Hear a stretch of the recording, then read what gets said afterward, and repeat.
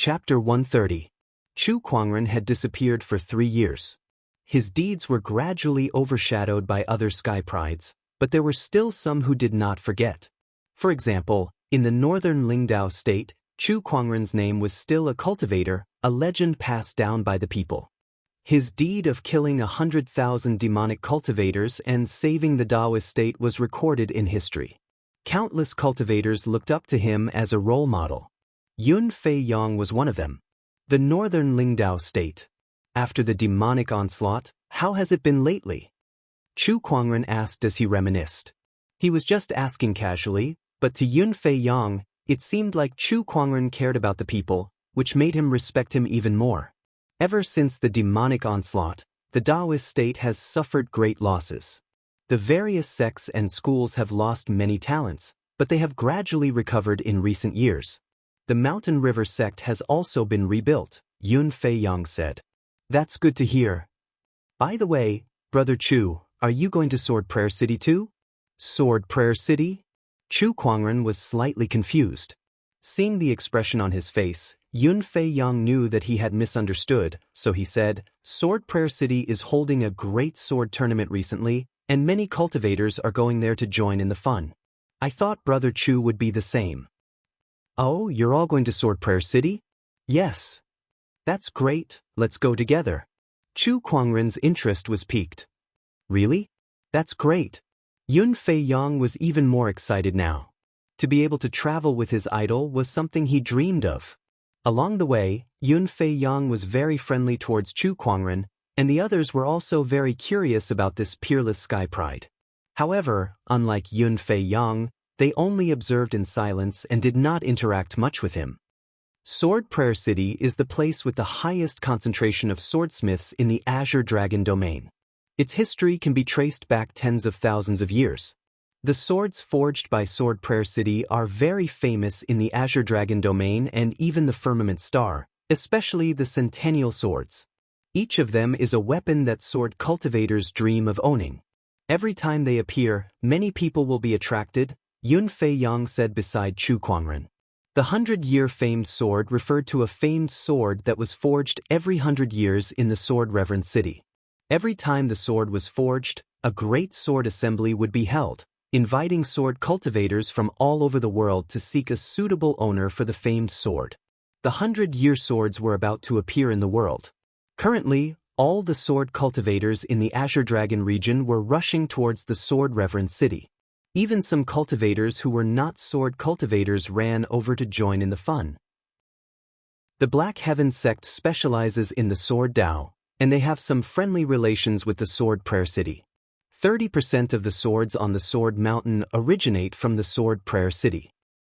In addition, little fellow, the Descendant Self-Sword in your hand is also one of the famous swords of Sword Reverend City. At this moment, the seventh ancestor transmitted his voice over. A look of surprise flashed across Chu Kuangren's eyes. The Sword Reverence City can forge saint swords? That's not the case. Not many swords are forged into holy swords. Swords become spiritual because they are wielded. The Kunwa Holy Sword became a holy sword because of an ancestor of the mysterious Sky sect. Actually, it's the same whether it's a sword or any other weapon. Most sage artifacts weren't sage artifacts in the beginning. They were only nurtured by sages and were tainted by sages' Taoist rhymes, gradually becoming sage artifacts. It's just that some weapons are more likely to become sage artifacts because of the material they were made of, or they become more powerful after becoming sage artifacts. A good weapon's grade will continue to increase as the cultivator's cultivation level increases. It's not impossible for it to become an emperor weapon in the end. The Sword Prayer City Century Sword is such a weapon. The seventh forefather gave Chu Kuangren some basic knowledge. Chu Kuangren nodded slightly.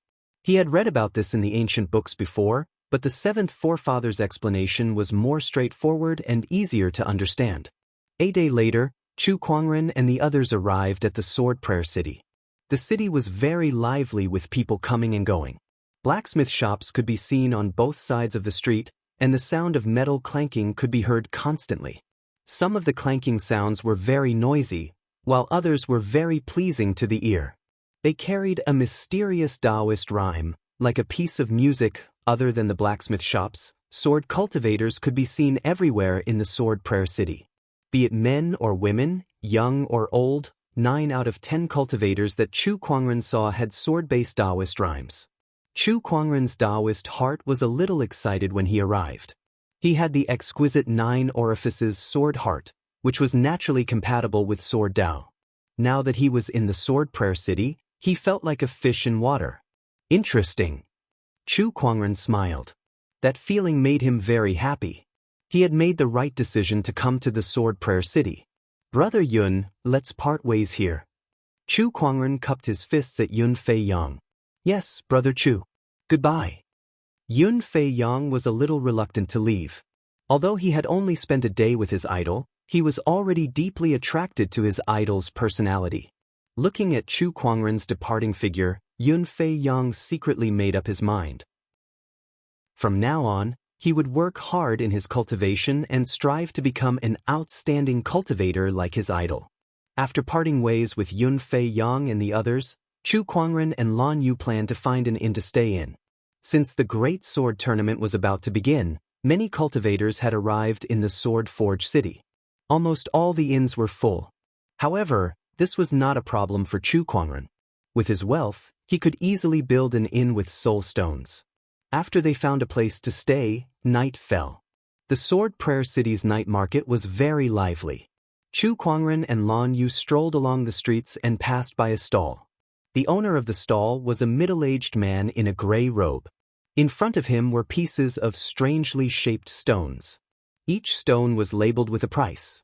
Even the cheapest one cost 100 top-tier soul stones.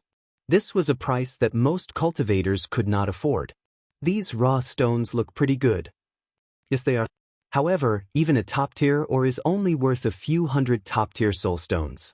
This middle-tier ore is priced at 100 top-tier soul stones. That's a little high. There are so many rich people in this world anyway. There's no need to worry that no one will buy them. Look, those few over there are enjoying themselves. The stall was surrounded by a crowd. Chu Kuangren and Lan Yu also joined in the fun. They're gambling on stones, Chu Kuangren said after watching for a while. In places where spiritual qi gathered, stones with rare minerals would occasionally form. These stones were known as ores. The surface of ores was very special. Spiritual thoughts could not penetrate it, so one could only rely on one's eyesight and experience to determine its value. Sometimes, an ordinary ores could contain top-grade minerals that were worth tens or hundreds of times more. Sometimes, the ores that were bought at a high price turned out to be worthless. Young man, do you want to give it a try? The stall owner saw that Chu Kuangren was interested, so he invited him. Chu Kuangren thought for a while and squatted down. He smiled and said, "Then I'll pick a few to play with." After all, he had a lot of soul stones in his yin and yang ring, so he could afford to play with them. He casually pointed at a black stone. This one. The crowd saw that he did not even look at it carefully before randomly picking one. They immediately knew that he was a newbie in the stone gambling circle. Chapter 131. Fellow Taoist, are you sure you want this one? The owner of the stall smiled faintly. These raw stones were all his. He knew which ones were good and which ones were bad, and how they looked like. He knew everything clearly. The one Chu Kuangren had chosen was undoubtedly the worst one. The probability of getting something good was very low. No, I'll take this one. Chu Kuangren smiled. Beside him, an old man who was also picking raw stones saw how casual Chu Kuangren was, so he said, "It would be strange if you got anything good with your choices. Young man, stone gambling is not as simple as you think. In this line of work, you can't just rely on luck." The old man had been in the stone gambling industry for hundreds of years and was extremely experienced. He looked down on those who relied on luck the most. To him, a moment of luck did not mean anything at all. Thank you for the reminder. I'm just playing around. Chu Kuangren smiled and did not say anything. Seeing how indifferent he was, the old man snorted, quite dissatisfied. "All right, I have someone who specializes in opening stones for you. You only need to pay 1 top-tier soul stone. What do you think?" The stall owner said. "Sure." a total of 101 top-tier soul stones. After Chu Kuangren paid the soul stones, he asked someone to take his raw stone and open it. The surrounding crowd watched curiously. Although they did not hold much hope, it would be a waste not to watch a show like this. Some people even had the mentality of watching a joke. Do you guys think this will rise? Rise my asterisks. Based on my decades of experience in stone gambling, this raw stone is just a piece of trash. It won't rise. That's right, the quality is too poor. Even if it can be seen, it'll probably be the lowest quality jade stone. These 100 top-tier soul stones are definitely a loss. No one thought that this raw stone would rise. In fact, it was very easy for Chu Kuangren to know whether this raw stone could rise or not, because he had the treasure locating skill.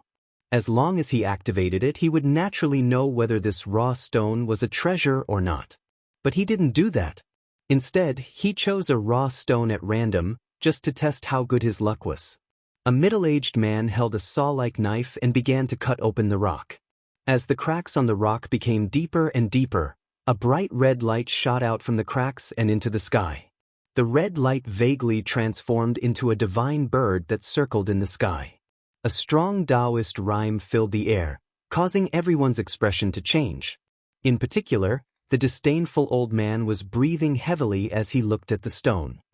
This phenomenon, could it be the stone of phoenix blood? The stone of phoenix blood was a quasi-sage grade mineral. The old man had been in the stone gambling circle for so many years, but he had never seen such a mineral before. He had only heard about it from some of his fellow Taoists. But now, such a top-notch treasure was right in front of him, and it was obtained by a young man who only relied on luck. This caused his mentality to be somewhat unbalanced. As the ore was completely opened, the image of the divine bird in the sky became more and more lifelike. It was the legendary divine bird, the phoenix. The middle-aged cultivator looked at the blood-red, crystal-clear raw stone in front of him and gulped. Oh my God, this is the first time in so many years that I've opened a mineral of this grade. My life was worth it. The divine bird, the phoenix, circled in the void for a while before it slowly dissipated. However, everyone was still immersed in shock and could not recover from it. What the F***ck? The stone of phoenix blood. After a long while, one of the cultivators stuttered. In an instant, the rest of the people began to discuss among themselves. That guy used 100 soul stones to open the stone of phoenix blood. That's not just a profit, it's a crazy profit. Gulp, if this stone of phoenix blood were to be sold, it could fetch at least a few million top-tier soul stones. That's tens of thousands of times more. What's the stone of phoenix blood? It's a legendary mineral in the stone gambling circle. Whether it's used for cultivation or equipment forging, it's a top-notch treasure. If anyone who plays stone gambling can open a stone of phoenix blood, their life would be worth it. Everyone looked at Chu Kuangren enviously, and some of the cultivators who gambled on the stones felt a little remorseful. 100 top-tier soul stones for a stone of phoenix blood. If they had bought it, they would be the ones getting the stone of phoenix blood now. How could this be? That raw stone was undoubtedly of the lowest grade, so how could it contain a stone of phoenix blood? Also, why couldn't I tell? The old man stood there and murmured, his face full of regret and unwillingness. The stall owner was heartbroken too. He sold a stone of phoenix blood for 100 top-tier soul stones just like that. That was not just selling it cheaply, it was giving it away for free. Fellow Taoist, have you gambled on stones before? The stall owner asked curiously, suspecting that Chu Kuangren was pretending to be weak. No, it's my first time. Then your luck must be heaven-defying.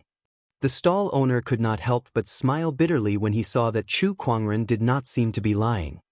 My luck has always been good. Chu Kuangren smiled. With the Lucky Halo's help, his luck was not just good. He was the Emperor of Fortune, no, the God of Fortune. This stone of phoenix blood is a sage-grade mineral.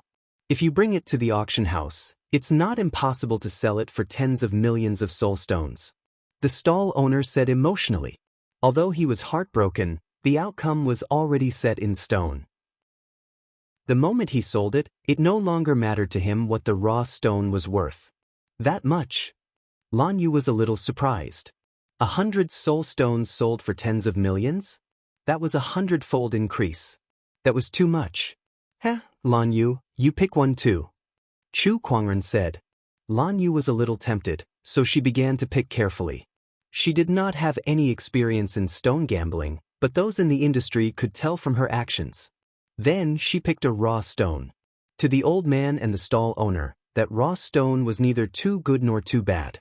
After handing over the soul stones, they continued to open the stones. The crowd gathered around to watch. To be able to get a stone of phoenix blood once is already very heaven-defying luck. I'm guessing it won't be anything good this time. I think so too. Their luck can't be that good, can it? A burst of golden light shot out from the cracks in the raw stone. A golden liquid flowed out of the raw stone, containing extremely pure spiritual qi. It was a spiritual marrow. What the F***CK? This is a spiritual marrow, an earth spiritual marrow. This raw stone is actually a crystal formed from the earth spiritual marrow. My God.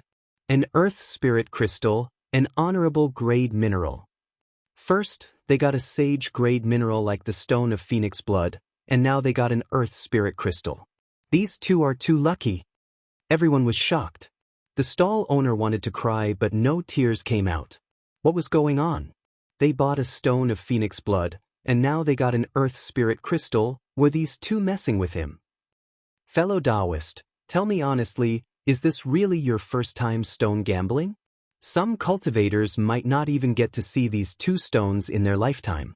The stall owner once again suspected Chu Kuangren. Chu Kuangren said helplessly, "It's really my first time. This is impossible, this is impossible." The old man beside him clutched his chest and panted. His face was flushed and his veins were bulging. Chu Kuangren was taken aback. Was the old man going to have a heart attack? How did you know? The old man stared at Chu Kuangren with bloodshot eyes. The two raw stones that contained rare minerals were placed in front of him, but he could not tell what they were, allowing a young man to buy them for a low price of 100 soul stones. He had never seen such a rare mineral in his entire life in the stone gambling circle. How could he accept this? I really picked them randomly. What about you, Lan Yu? I thought that one looked better, so I picked it. Chapter 132. Chu Kuangren was also slightly surprised by his own luck. The first time he got a stone of phoenix blood, the second time he got an earth spirit crystal. This lucky halo was quite amazing. Chu Kuangren put the two ores into his yin and yang ring. Then, the two left under the envious gaze of the crowd, leaving behind a bewildered old man and a distressed stall owner. Their luck is just too good. To think that they could obtain such a rare or just by randomly picking one. How amazing! Just who are these two fellows? Wait, if they can get such a mineral from a random pick, what about the other ores? Can it also produce good ores? Someone in the crowd suddenly said. As soon as this was said, many people's eyes lit up. That's right, if two ordinary ores could contain such top-notch minerals, then what about the better ores? Thinking of this, the crowd looked at the ores in front of the stall owner with burning eyes and immediately surrounded him to pick and choose. Boss, I want this one. This one looks good, several times better than the ores those two people chose. I don't believe it can't get anything good. Boss, I want all of these. The stall owner's ores were immediately bought by the crowd. Perhaps Chu Kuangren's luck of getting two top-grade minerals had created a false impression that they could do the same. Even some noobs who did not know anything could not sit still and bought them one after another. A profit of tens of thousands of times. Who could sit still? However, when the ores in the crowd's hands were opened one by one, everyone was dumbfounded. Not to mention a profit of tens of thousands of times, even the best ores could only cover the cost. Most of the ores were worthless waste stones, and the only two valuable ores had already been taken by Chu Kuangren and Yi Lingchen. This time, the crowd was no longer calm, and they were mentally unbalanced. What the F***CK, how could this be? The ore I chose was definitely a good one. Why did it get such a SH*TTY thing? This is not fair. Why can they get top-grade minerals from such a bad ore but mine can't? Sigh, that's how stone gambling is. It depends 30% on eyesight and 70% on fate. I can only say that those two people have great luck. No, boss, I want a refund. Yes, there must be a conspiracy. I want a refund. The stall owner calmly took out a big knife and stabbed it into the ground. He said lightly, "The raw stone has been sold. There is no such thing as a refund in this business." Seeing this, everyone calmed down. The crowd dispersed, but the news of a man and a woman stone gambling in the night market and obtaining a stone of phoenix blood and an earth spirit crystal spread like wildfire throughout Sword Prayer City. For a moment, countless people were envious. The next day, Chu Kuangren was still doing the lucky draw as usual. Congratulations to the host for drawing the divine pet, the immortal phoenix. Godly pet. Even if Chu Kuangren had the lucky halo, he was still extremely surprised that he could draw a god-tier prize. Opening up his inventory, there was an additional prize that emitted a fiery red glow among the various prizes. It was an egg. The surface of the egg was also engraved with all kinds of profound runes. Extract. With a command in his mind, an egg that was bigger than a human head suddenly appeared in front of Chu Kuangren. A mysterious Taoist rhyme emanated and quickly spread, directly affecting the entire Sword Prayer City. Countless strong cultivators sensed it and looked towards Chu Kuangren's direction. What is this Taoist rhyme? It's so strange. It's filled with a strong vitality and a fiery Taoist rhyme. Could it be that some kind of peerless fire attribute beast has been born? Interesting. In Sword Prayer City, surges of spiritual thoughts surged towards Chu Kuangren's direction. However, they were then blocked by 3 more powerful spiritual thoughts. It was the 7th forefather and the other 2 who intercepted them. Honorable Supreme. Such a strong cultivator has appeared in Sword Prayer City. Interesting. It seems that this opportunity of fortune will not be mine. The deterrence of an Honorable Supreme was still very strong. In the absence of a sage, no one would dare to go against such an existence. In the room of the inn, Chu Kuangren looked at the egg in front of him curiously.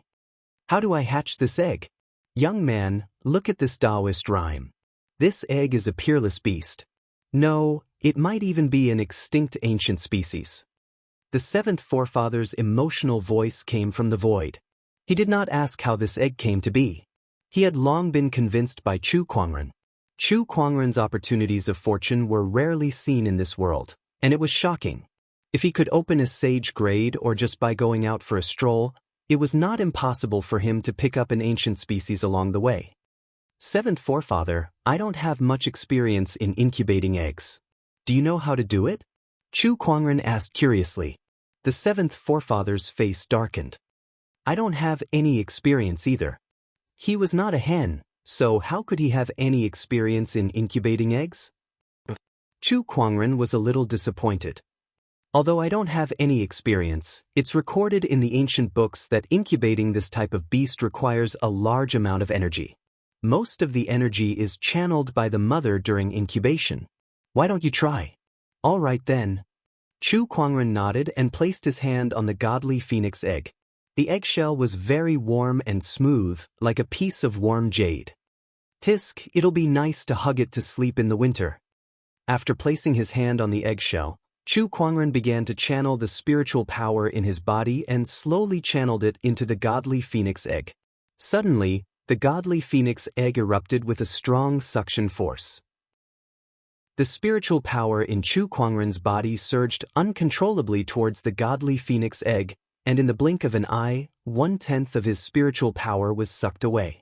After all, he had the 5 supreme foundation levels, and the abundance of spiritual power in his body far exceeded those in the same realm. Even an honorable could not compare to him. Yet, 1/10 of his spiritual power was sucked away in the blink of an eye. If it were any other battle monarch, would they not be sucked dry in an instant? Chu Kuangren did not stop and allowed the godly phoenix egg to absorb his spiritual power. After a while, he was left with less than 1/10 of his spiritual power, but the godly phoenix egg still showed no signs of hatching. It was like a bottomless pit, unfathomable.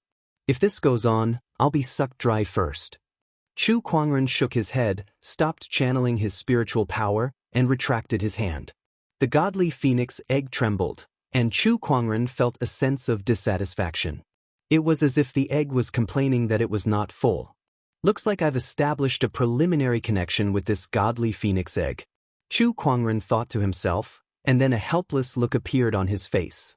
Why do I feel like I'm raising a child? There's no more food today, I'll give you more tomorrow. Chu Kuangren shook his head and used his spiritual thought to comfort the godly phoenix egg. Then he threw it into his yin and yang ring and took out a few medicinal pills to replenish his spiritual power. After breakfast with Lan Yu, the two of them left the house. Due to the Great Sword Tournament, more and more sword cultivators came to Sword Prayer City from all over the world. Most sword cultivators would rather break than bend, and they had a strong and unyielding temperament. They would draw their swords at the slightest sign of conflict. Chapter 133. Swordsman of Snow, I want your sword. If you want my sword, let's see if you're capable enough. At the peak of a tall building in the Sword Reverence City, two swordsmen were currently engaged in a duel. Sword chi filled the air as a large crowd gathered below. Originally, with so many swordsmen in the Sword Reverence City, it wasn't a rare thing for people to fight each other. However, these two people were different. Sword Hoarder and Swordsman of Snow are fighting. Holy F***CK. Those are all supreme beings. They're probably here for the Centennial Sword as well. Can Swordsman of Snow beat Sword Hoarder? It might be a little difficult. The crowd was in a heated discussion. Meanwhile, Chu Kuangren and Lan Yu were curiously watching the battle from below. Young master, these two are quite strong, especially the one called Sword Hoarder. He isn't considered weak even amongst the Supremes, Lan Yu said. The Sword Hoarder she mentioned was an old man with a gloomy face. He wore a gray robe and carried a sword case on his back. His aura was extremely powerful. Yes, I have heard of this person. In the Azure Dragon domain, there is a saying, 2 heroes and 7 heroes. The 2 heroes refers to my honored master and honorable swordsman White Cloud, while the 7 heroes refers to the 7 swordsmen who are second only to these 2. Sword Hoarder is one of the 7 heroes of Sword Dao. As for Swordsman of Snow, he's quite famous in the world of swordsmanship, but he's slightly weaker than Sword Hoarder. Chu Kuangren said slowly as he observed the two of them. After some comparison, he found that although his cultivation was not as good as the two of them, if they were to fight, it would not be too difficult for him to win. He was much stronger than he was 3 years ago. Supreme technique, 1,000 miles of drifting snow. At that moment, Honorable Swordsman of Snow held his long sword and a cold Taoist rhyme emanated from him. The sword slashed out, and the snow-white sword light stretched across the sky. Ah, good timing. Wolf devour. Sword Hoarder laughed heartily. Sword chi intertwined around him and transformed into a giant purple wolf. The giant wolf collided with the snow-white sword light and tore it apart. Then, it crashed into Swordsman Supreme of Snow. Venerable Swordsman of Snow spat out a mouthful of blood and was sent flying. Sword Hoarder seized the opportunity and swung his sword again. This time, he managed to sever Honorable Swordsman of Snow's hand and snatch his sword away. Ha, Snowdrinker. This sword is mine. Sword Hoarder took off the sword case on his back and opened it. There were a dozen or so swords inside. Every single one of them was of extraordinary quality, precious light swirling about them. Sword Hoarder put Snowdrinker in and smiled in satisfaction. Not far away, Swordsman of Snow clutched his broken arm, his face pale and his eyes filled with resentment. Sword Hoarder, you've gone too far. Too much? How is it too much? A good sword naturally needs a good swordsman. Your skills are inferior, so this sword should be mine. His name was Sword Hoarder, and he loved collecting all kinds of famous swords, especially the swords of famous swordsmen. Every time he collected a famous sword, he would feel an extraordinary sense of accomplishment. As for how he was going to collect it and how the process was going to be, he did not care. In the crowd, Chu Kuangren shook his head. In his opinion, Sword Hoarder was a collector. It was not a big deal, but his methods were too extreme.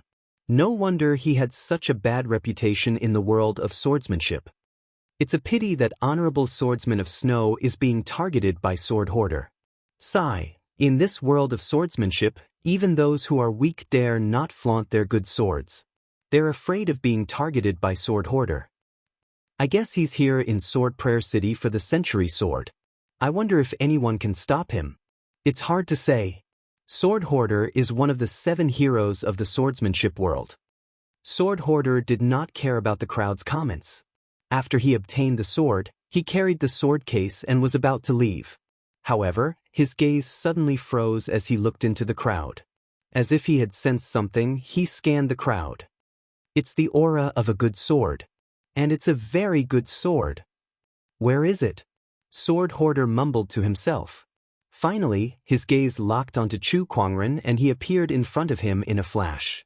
Sword Hoarder's sudden appearance caused many people to retreat. Kid, let me have a look at the sword in your body. Sword Hoarder stared at Chu Kuangren with a fiery gaze. He had sensed that Chu Kuangren definitely had a good sword with him. In fact, it was even better than Snowdrinker. Chu Kuangren was slightly surprised. How did Sword Hoarder know that he had a sacred sword in his body? At that thought, he activated his Eye of Revelation. Instantly, information about Sword Hoarder flashed through his mind. Sword Hoarder, one of the 7 heroes of the Azure Dragon domain, cultivates the honorable human sword sense and has a keen sense of all swords in the world. Chu Kuangren finally understood. The human sword sense had such a unique technique. No wonder he could sense the sacred sword's aura in his body.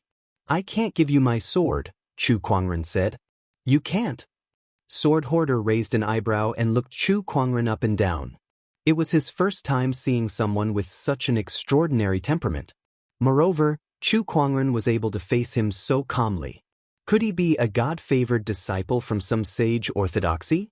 At that thought, even Sword Hoarder could not help but be cautious. He took out the sword case and opened it, revealing the glowing swords inside. Take your pick. I'll trade with you. Chu Kuangren glanced at the swords in the case. They were indeed extraordinary, but unfortunately, none of them could compare to the Descendant Self-Sword. The sword case, on the other hand, gave him a very strange feeling. Interesting. Chu Kuangren carefully looked at the sword case. The sword case looked like it was made of a single piece of bronze. Its edges and corners were seamless, and there were mysterious runes and pictures of beasts engraved on it. Chu Kuangren subconsciously reached out to touch the sword case. However, when his fingertips touched the surface of the case, it suddenly trembled, and an incomparably mysterious Taoist rhyme emanated. All the swordsmen present felt the swords in their hands start to tremble as if they were summoned. Sword Hoarder's expression changed. He quickly closed the sword case and looked at Chu Kuangren in shock. What did you do? What can I do? I just touched it a little. Is that really all? Sword Hoarder was still doubtful. After all, since he obtained this sword chest, no matter what he did, he'd never caused it to react in the slightest. However, the sword case reacted to Chu Kuangren's touch. What the hell was going on? Cut the crap. Kid, are you going to trade or not? Nope. If that's the case, then don't blame me. In the end, Sword Hoarder could no longer hold back his desire for the sacred sword in Chu Kuangren's body. He immediately attacked with 2 fingers like a sword. Oh, you've gone too far. Chu Kuangren's gaze turned cold. He did not expect Sword Hoarder to attack him just because he did not want to trade. Chu Kuangren unleashed his spiritual power and attacked with his palm. Human Mountain Stamp. Majestic earth chi gathered in his palm and collided with Sword Hoarder's sword fingers. A terrifying shockwave erupted, and both sides were forced back. As one of the 7 heroes of the swordsmanship world, his strength is indeed much stronger than the 3rd elder of the winged human tribe, Chu Kuangren thought to himself. Chapter 134. Wow, he's so strong. Sword Hoarder's expression changed when he sensed Chu Kuangren's strength. He was obviously shocked by his opponent's strength. To have such combat strength at such a young age, This person was definitely a sky pride from some sage orthodoxy. "Kid, which young emperor are you?" Sword Hoarder asked coldly. To him, only a young emperor could force him to retreat. Even an average young emperor would not be able to do so. "I'm not a young emperor, but I've defeated quite a few before this." Chu Kuangren smiled. The crowd was in an uproar when they heard that. Someone's eyes narrowed when he thought of something. "I know. He's the elder senior brother of the Black Heaven sect, Chu Kuangren." Everyone knew that Chu Kuangren had defeated a few young emperors some time ago. Coupled with his appearance and demeanor, it was not difficult to guess who he was. Everyone was shocked at that moment. So he's Chu Kuangren. It's true that seeing is believing. He really has the looks of an immortal, and his strength is just too strong. Yeah, he managed to force Sword Hoarder to retreat with just one palm. He's an honorable, much stronger than the average honorable. Looks like it's true that he defeated a few young emperors. The crowd was in an uproar. Some of the young geniuses could not help but be excited. A young emperor was the goal of many young sky prides, but Chu Kuangren had defeated a few of them. That alone was enough for many sky prides to elevate him to a higher position. Sword Hoarder was slightly surprised when he heard about Chu Kuangren's identity. Rumor has it that there are 10 sacred swords in the Black Heaven sect. It seems that the one in your body is one of them. No wonder it gave me such a feeling. Sword Hoarder's eyes were filled with reluctance. That was a sacred sword. He loved collecting famous swords, but he had never collected a sacred sword before. However, no matter how tempted he was, he could not do anything about it. Because his opponent was Chu Kuangren, the elder senior brother of the Black Heaven sect. He must have an honorable protector behind him, or even more than one. If Sword Hoarder were to make a move, it would not end well for him. What a shame, what a shame. Let's go. Although Sword Hoarder was reluctant, he knew that he could not get the sacred sword that Chu Kuangren had. Just as he was about to leave, a ray of light flashed in front of him. It was Chu Kuangren who stood in front of him. "Since you've already made your move, don't you think it's too easy for you to leave now?" Chu Kuangren said coldly. He attacked as he pleased and left as he pleased? Did he really think he had no temper? Did he really think that the name Chu Kuangren was just for show? "Do you really think you can stop me if I want to leave?" Sword Hoarder slapped his sword case and a treasured sword flew out into his hand. "Wolf Devour." Sword Hoarder swung his sword without holding anything back. Countless sword chi intertwined to form a gigantic purple wolf that had the power to devour the heavens as it charged towards Chu Kuangren. "Didn't you want to see my sword?" "As you wish," Chu Kuangren said indifferently. The sword chi within his body surged, and the descendant self-sword flew out along with the sword chi, unleashing a blinding purple sword ray. The sword light was like a flood, and a terrifying Taoist rhyme that seemed to be able to destroy everything and tear the sky apart surged out along with the sword light. The gigantic wolf was decapitated by the sword light, and its Taoist rhyme and spiritual power dispersed. However, the purple sword ray was still charging forward and locked onto Sword Hoarder. His expression changed as he raised his long sword to block the attack. With a loud clang, the long sword broke into several pieces. Sword Hoarder spat out a mouthful of blood from the impact of the sword chi and was sent flying. His body smashed through several walls like a cannonball. Even with the sacred sword in his hand, his combat strength is still too strong. Rumor has it that he killed Honorable Swordsman White Cloud 3 years ago. I guess he does live up to his reputation. Sword Hoarder's face was pale, and his eyes were filled with horror. He threw away the broken sword in his hand and placed his sword case in front of him. He then channeled a large amount of spiritual power into it, and a myriad of treasured swords flew out and surrounded him with terrifying Taoist rhymes. "Chu Kuangren, have a taste of my sword formation. 1,000 armies sword formation. Go." The 12 treasured swords formed a circle and locked onto Chu Kuangren with a majestic sword chi. Taoist rhymes filled the air as the sword chi intertwined with each other. The 12 swords unleashed the aura of an army of thousands. 1,000 armies sword formation. This was Sword Hoarder's most powerful killing technique. It was also one of the reasons why he was so passionate about collecting famed swords. He wanted to have enough swords to unleash this powerful sword formation. Faced with the incoming sword formation, Chu Kuangren neither dodged nor evaded. Instead, a mysterious Taoist rhyme emanated from his body and a sword of the heavens formed above his head. In an instant, all the swords in the city trembled. "Freeze!" Chu Kuangren yelled. The 12 swords that were flying towards him were frozen in midair, and the monstrous sword chi dispersed in an instant.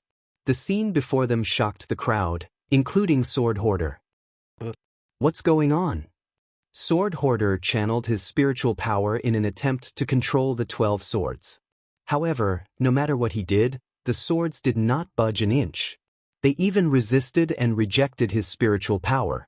Sword Hoarder had never encountered such a situation before. The swords don't communicate with humans. How can you control them? At that moment, Chu Kuangren spoke. With a thought, the swords that were suspended in midair plunged into the ground in front of him. The swords bent slightly as if they were bowing to him. The exquisite 9 orifices sword heart. I get it now. You have the exquisite 9 orifices sword heart. You're the one controlling these swords. Sword Hoarder finally figured it out. He stared at Chu Kuangren with bloodshot eyes filled with disbelief and intense jealousy. The exquisite 9 orifices sword heart was born with the ability to communicate with thousands of swords. It could even allow one to control swords without refining them. It was extremely powerful. It was a physique that every sword cultivator dreamed of. You only kept the swords but didn't refine them. Even if you can forcefully control them with your spiritual power, you're still at a disadvantage. Nonsense. Do you really think everyone has the exquisite 9 orifices sword heart? How could I refine so many swords? Sword Hoarder's tone was filled with jealousy and hatred. There was a limit to how many swords one could refine. A person's energy was limited, and most sword cultivators would only refine one sword in their lifetime. Moreover, how could Sword Hoarder ever imagine that he would one day go up against Chu Kuangren, who had the exquisite 9 orifices sword heart? That's why you've lost, Chu Kuangren said indifferently. He then slowly raised his hand and aimed it at Sword Hoarder. With a thought, the entire sword case trembled slightly and flew towards him. What? Give me back the sword case. Sword Hoarder panicked. The sword case and the swords within it were his life's work. Chu Kuangren raised his hand and slashed again. The Descendant's self-sword exploded with a dazzling sword ray, forcing Sword Hoarder to defend himself with all his might. Even so, he was still blasted away with dozens of sword wounds on his body. Seeing that, Sword Hoarder knew that he was no match for Chu Kuangren. If he stayed any longer, he might even lose his life. Making a prompt decision, countless sword chi erupted from his body towards Chu Kuangren. Then he fled into the distance. Chapter 135. After Sword Hoarder escaped, everyone looked at Chu Kuangren in shock. That was a supreme martial artist. Chu Kuangren chased them away just like that? This young man's strength was actually to such an extent. In the younger generation, there were only a few who could do this. Is this the Chu Kuangren whose name shook the world 3 years ago? He's too powerful. Even without the Emperor's chi, he's no weaker than a young emperor. What young emperor? I'm afraid he wouldn't even be able to take a single blow from him. The only ones who can be compared to him are those ancient monsters. That's right, Chu Kuangren is too scary. TSK, that Sword Hoarder has kicked an iron plate. Up in the sky, the 7th Patriarch's 3 Tao protectors exchanged glances and couldn't help but mourn for Sword Hoarder for a second. Was Sword Hoarder weak? Actually, he was not weak. To be able to be ranked among the 7 heroes of the Way of the Sword, how weak could such an existence be? Unfortunately, it had encountered a freak like Chu Kuangren. The sword formation was completely suppressed and rendered useless. Let's go, Lan Yu. Fellow Taoist Chu, please wait. Just as Chu Kuangren was about to leave with Lan Yu, a rough male voice suddenly came from behind. He turned around and saw a sturdy man with a square face walking over, sizing him up curiously. You are? I am Feng Ming from the Feng clan of the Sword Reverend City. I pay my respects to Taoist Chu. Feng clan? Runes swirled in Chu Kuangren's eyes as he studied the information of the person in front of him. It was indeed as he had said, he was from the Feng family. The Feng clan was the largest swordsmithing clan in the sword-reverent city. Generation after generation, they had been forging swords for a living. The 100-year sword was forged by them. What can I do for you, fellow Feng? Fellow Chu is the big brother of the mysterious Sky sect. My Feng clan and the mysterious Sky sect have a good relationship. To tell you the truth, the Kuan-Wu sacred sword in your hand was made by the ancestor of my Feng clan. I have admired the craftsmanship of my ancestor for a long time, so I want to see it. Feng Ming said expectantly. Chu Kuangren pondered for a moment before he took out the descendant self-sword and handed it to him. He was not afraid that the other party would snatch it. The other party did not have the ability to do so. Feng Ming took the Kuan-Wu sword and carefully observed it. His eyes revealed a look of admiration. It is indeed worthy of being one of the best works of the ancestor. It is indeed a work of the gods. I still have a long way to go before the ancestor. Feng Ming said emotionally as he returned the descendant self-sword to Chu Kuangren. Brother Chu, you've come from afar. If you don't mind, would you like to stay with me at the Feng family's place? Sorry to trouble you then.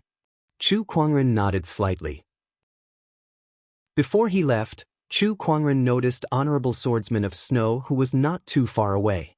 Honorable Swordsman of Snow looked at Chu Kuangren and was hesitating about something.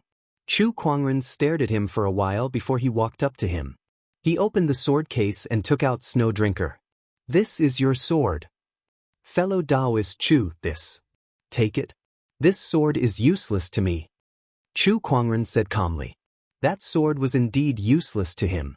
Instead of keeping it as scrap metal, he might as well return it to Honorable Swordsman of Snow. Brother Chu, please accept my gratitude. Venerable Swordsman of Snow took 2 steps back and half knelt on the ground. You may rise. Chu Kuangren returned the sword and left. Honorable Swordsman of Snow's eyes were filled with gratitude as he left. Brother Chu, not only do you look like an immortal, but you're also kind-hearted and chivalrous. You're truly admirable. Feng Ming praised Chu Kuangren sincerely on the way to the Feng residence. He had seen too many sanctimonious people in his life, but it was rare to find someone like Chu Kuangren who was as honest as he was on the outside. It's nothing. Chu Kuangren smiled. Soon, the 3 of them arrived at the Feng residence. Oh, Brother Chu, it's you. Chu Kuangren met a familiar face the moment he entered the Feng residence. It was Li Xingxian from the White Cloud City's White Jade Hotel. Brother Li, why are you here too? Chu Kuangren was surprised too. I'm here with Master Windbeard. Sword Prayer City is hosting the Great Sword Tournament, so I'm here to join in the fun. I'll be staying here for now. Li Xingxian smiled. Windbeard was a master craftsman from the White Cloud City and a member of the Feng family. The Golden Lotus Spirit testing that Li Xingxian took out at the banquet was forged by Windbeard, so he had a good relationship with Li Xingxian. Chu Kuangren and Li Xingxian reminisced about the past when they bumped into an acquaintance. Then, Feng Ming introduced Feng Xuanzi, the current head of the Feng family, to Chu Kuangren. He was an old man with white hair, but his muscles were like molten steel and he exuded a strong aura. Chu Kuangren shuddered at the sight of that physique and those muscles. He could clearly feel the terrifying power contained in that physical body. Beside Feng Xuanzi was an old man who looked similar to Feng Xuanzi. It was his younger brother, Windbeard. These 2 brothers could be said to be the most famous swordsmiths in the world. Black Heaven Sect's lead disciple, I apologize for not coming out to greet you. Feng Xuanzi's eyes lit up when he saw Chu Kuangren. The exquisite 9 orifices sword heart was the most suitable physique for swordsmanship, and it was the master that all swords in the world wanted to follow. As a swordsmith, Feng Xuanzi was naturally curious about this physique. After looking at Chu Kuangren for a while, Feng Xuanzi also requested to see the descendant self-sword. Chu Kuangren did not object to it. This sword was created by my ancestor, and it followed the Black Heaven Sect's 3rd forefather to conquer the world. It was only then that it was upgraded to a sage weapon. Now that it's in your hands, I hope Junior Chu will take good care of it. Feng Xuanzi said solemnly. Of course. All right, I'll get someone to arrange a room for you. Thank you. That night, Li Xingchen looked for Chu Kuangren to catch up. Speaking of which, Li Xingchen had an extraordinary encounter in the past 3 years. Although he did not obtain the Emperor's essence, he had other opportunities that allowed his cultivation to improve by leaps and bounds. He was now a battle monarch, and his combat strength was not inferior to an honorable. He was considered a famous sky pride in the Azure Dragon domain. Li Xingchen, young master of the White Jade Hotel, Starlight Physique, Sage Technique, Heavenly Cycle Technique, Remnant Spirit of a Sage Ruler within his body. Chu Kuangren activated his Eye of Revelation and saw through Li Xingchen's current cultivation realm, techniques, trump cards, and so on. Especially that Remnant Spirit of a Sage Ruler, which surprised him. Could this be the legendary Grandpa Dharma body? TSK, I didn't know that Li Xingchen is a protagonist. Oh right, Brother Chu, do you know why Master Windbeard came back to Sword Prayer City? Li Xingchen did not know that Chu Kuangren had already analyzed his information, so he suddenly said mysteriously, "Didn't they say that the century swords have appeared?" No, Master Windbeard has been in White Cloud City for so many years, but he never returned when the century swords appeared. Then why did he suddenly come back this time? Because Master Windbeard and his brother, the Feng family's head, are preparing a 100-sword spectrum. 100-sword spectrum. Yes, a list of the world's century swords, ranking them according to their quality, level, owner, and other aspects. Master Windbeard stayed in White Cloud City for so many years because of this reason. Because of the existence of Honorable Swordsman White Cloud, there were many swordsmen who came and went in White Cloud City, including many honorable swordsmen. This was the perfect place for him to collect information. Besides that, the Feng family has also sent many people to various places to collect information about the world's century sword spectrum. I heard that the Feng family plans to use this opportunity to reveal the 100-sword spectrum to the world. Chapter 136.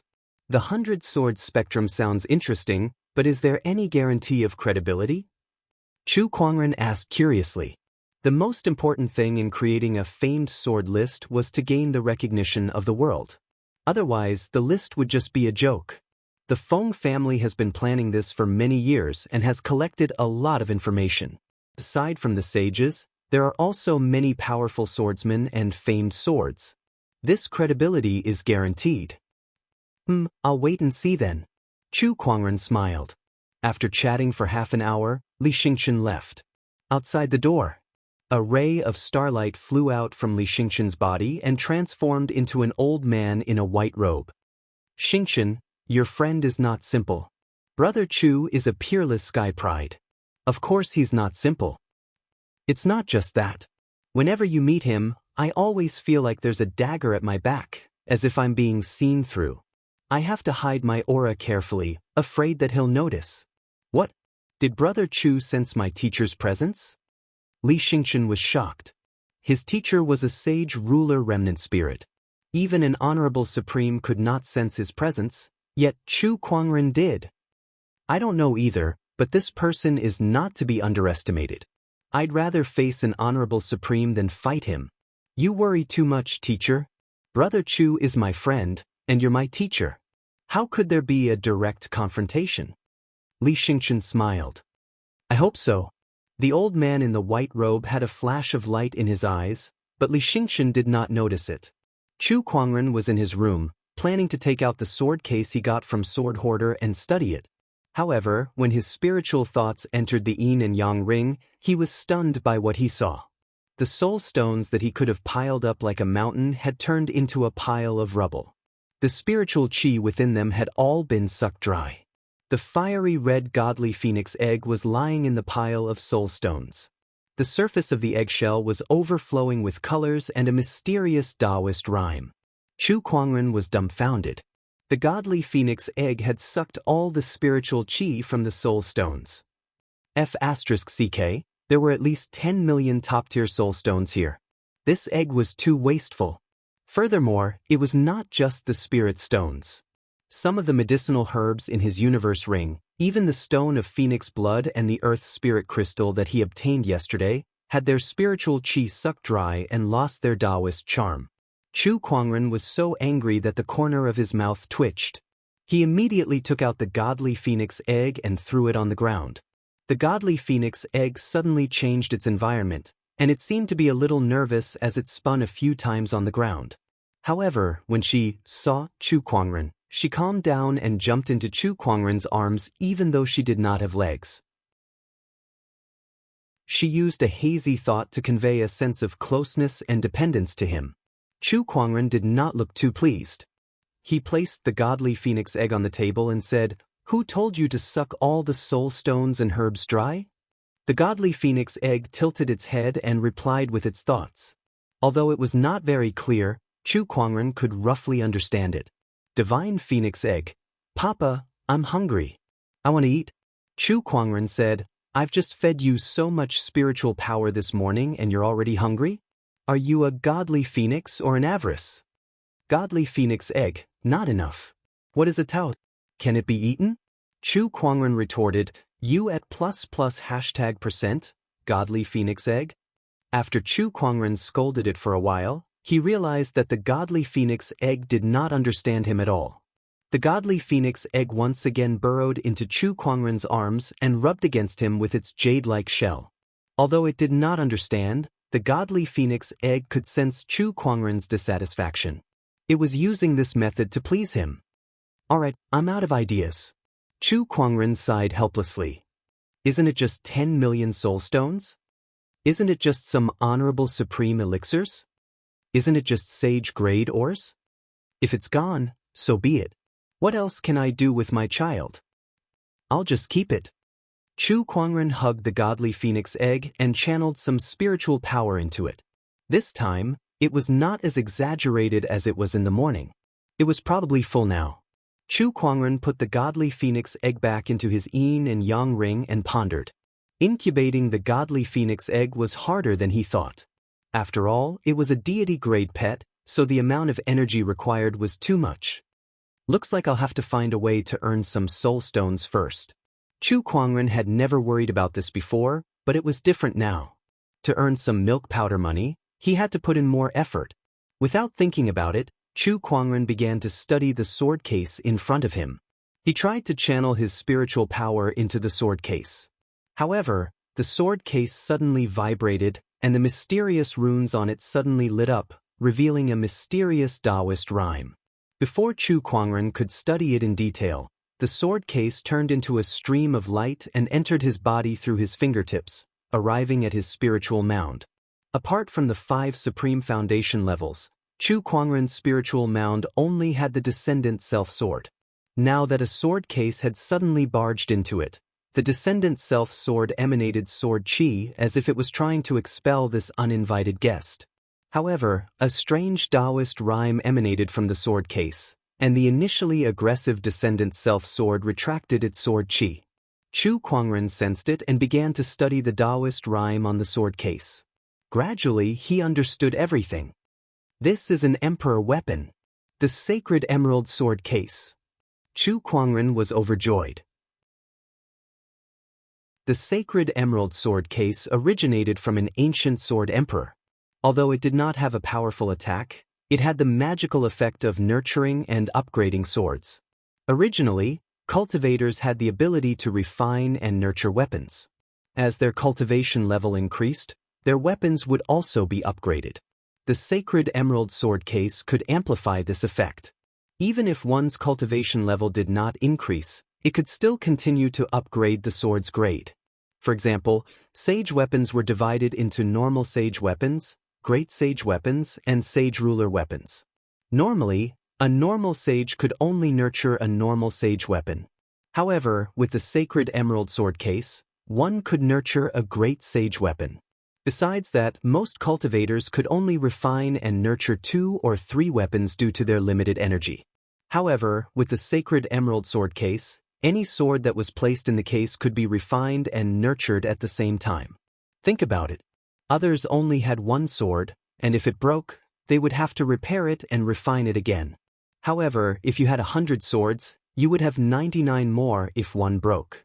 That sword hoarder has given me a big gift. Chu Kuangren chuckled. Emperor weapons had spirits, and they would not easily recognize a master. Even if sword hoarder obtained the sacred emerald sword case, he could only carry it on his back like a normal sword case. He could not even store it in his spiritual mound. It was not until Chu Kuangren that the sword case finally met its master. Without much refining, Chu Kuangren had already recognized it as its master.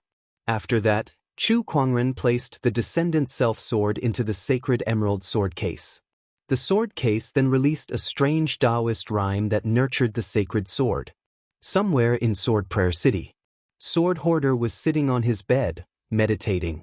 After a while, he opened his eyes, which were filled with hatred. Chu Kuangren, I will avenge you for stealing my sword case. Now that my sword has been stolen, I can't use my 1,000 army sword formation anymore. Looks like I'll have to look for another batch of swords. Damn it. The swords that I've spent most of my life collecting are gone just like that. And those two bastards who said they wanted to fight for the sword's soul still haven't shown up. What bad luck. As Sword Hoarder spoke, a pitch-black longsword appeared in his hand. There were scarlet patterns on the blade, and it emanated an extremely strong ferocious chi. It was a ferocious sword. Chapter 137. Sword Prayer City, Central Plaza. Today was the official day of the Great Sword Tournament. Swordsmen from all walks of life, from honorable swordsmen to ordinary swordsmen, were all looking forward to it. On a high platform, there was a rack with a sword on it. The sword was 3 feet long, its blade glowed with a green light, and there were countless beautiful patterns on it. Strands of sword chi wrapped around the blade, and the hilt was inlaid with gemstones. The blade had a dragon's head on it, and it was exquisite beyond compare. Below the platform, all the swordsmen stared at the sword with fiery eyes. So this is the century sword? It really lives up to its name. I can even feel its sharp sword chi from afar. This sword has yet to recognize its owner, but its sword chi is already a top-notch supreme weapon. If it can be nurtured by a sage, it will become a sage weapon in less than half a year, and even a sage ruler weapon in the future. I must have this sword. No one can compete with me for the century sword. All of you are thinking of eating peaches. This is mine. All the swordsmen were determined to get their hands on it. Chu Kuangren and Lan Yu sat by the window in one of the restaurants at the Great Sword Tournament's venue, enjoying the lively crowd with great interest. Master, aren't you going to get the sword? Lan Yu asked curiously. Chu Kuangren thought for a while. Let's take a look first. Although this sword is not bad, it doesn't make a difference to me whether I get it or not. Although he now had the Emerald Spirit sword case, the sword case itself contained more than a dozen famous swords that the sword hoarder had seized. Every single one of them was no weaker than a century-old sword, so it didn't matter to him whether he seized the swords or not. At that moment, a person walked up to the platform.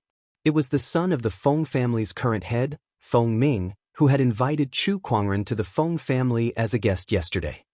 Everyone, this sword is called the Heaven Starlight. It was forged using 10,000 years dark steel and earth core flame. It is indestructible, and its power is enough to split mountains. It is the greatest masterpiece of Sword Prayer City in the past 100 years. Feng Ming introduced the sword to the crowd on the platform. Although the crowd was restless, they listened patiently until the end. I hereby announce the start of the Great Sword Tournament. The rules remain the same. The last person standing on the platform will be the owner of the Heaven Starlight. Everyone, please do your best. Feng Ming laughed heartily before turning around and leaping off the stage. Among the crowd, a swordsman could no longer hold back and jumped onto the arena, saying, I am Earth Tiger Sword, who would like to exchange pointers with me? Swoosh! A swordsman rushed onto the stage. Please! Without any pleasantries, the two swordsmen immediately started fighting. Sword chi flew, wreaking havoc in the void. The Great Sword Tournament was in full swing as the swordsmen fought each other with great vigor. Chu Kuangren and Lan Yu were enjoying their melon seeds and dried fruits in the restaurant, enjoying the show. However, it did not take long for Chu Kuangren to lose interest. These swordsmen are only SOSO. Aside from some of the honorable swordsmen who are worth watching, the rest of them are either flashy or plain. Of course these people can't be compared to young noble. Oh yes, young noble, the sword reverence city spent so much effort to forge the sword. Why did they have to hold the great sword tournament and hand it over to someone else? Isn't this a loss? Lan Yu asked, puzzled. Chu Kuangren chuckled. Lan Yu, don't be fooled by the swordsmiths of the Feng family just because they have thick eyebrows and big eyes, making them look like uncouth old men. How stupid can they be to be able to run the entire Sword Prayer City? Why would they do something that's a loss? Firstly, the Great Sword Tournament can attract a large number of swordsmen to Sword Prayer City. This will greatly increase the income of the city's restaurants, inns, and other industries, and it will also allow the swordsmiths to sell more swords. Secondly, they can increase the reputation of Sword Prayer City and use the 100-year sword to make friends with the best swordsmen in the world. As the saying goes, those swordsmiths who get the 100-year sword all owe the Feng family a favor. Spirit stones, reputation, and connections. It's just a sword, and the Great Sword Tournament has taken them all. Do you still think they're at a disadvantage now? Chu Kuangren said slowly. Lan Yu pondered for a while and said, Young noble, you're right. They're all smart people. Just as Chu Kuangren and Lan Yu were conversing, a powerful aura suddenly erupted from the Great Sword Tournament. A young man's figure flashed and landed on the arena. Sword chi swirled around his body and a powerful Taoist rhyme poured out. My name is Li Xingchen. Please enlighten me. The young man who entered the arena was Li Xingchen. Chu Kuangren glanced at him and smiled. He really went up. Oh well, let's see the power of the stellar Taoist physique. When Li Xingchen reminisced with Chu Kuangren, he mentioned that he was not interested in the 100-year sword, but he wanted to join in the fun. He also wanted to use this opportunity to test his strength against the world's swordsmiths. Li Xingchen of the White Jade Hotel, allow me to challenge you. A young man leaped onto the arena. He was also a talented sky pride. Please. Li Xingchen cupped his fists and took out a sword. With Taoist rhymes swirling around his body, he battled with the Sky Pride. Although he did not have the title of Young Emperor, Li Xingchen's strength was comparable to that of a young emperor. Few among the younger generation could match him. Sword rays swirled around Li Xingchen's body. Every slash of his sword seemed to be imbued with the power of the stars. It was dazzling. Not long after, the Sky Pride who fought him was defeated. Thank you for letting me win. Li Xingchen cupped his fists and said. Then he looked around and said proudly, Is there anyone else who wants to come up and give it a try? In the restaurant, Chu Kuangren smiled. It's different to have an old grandpa. He's much stronger than he was 3 years ago. According to his estimation, Li Xingchen's strength was similar to young emperors like Lin Badian and Ao Chang.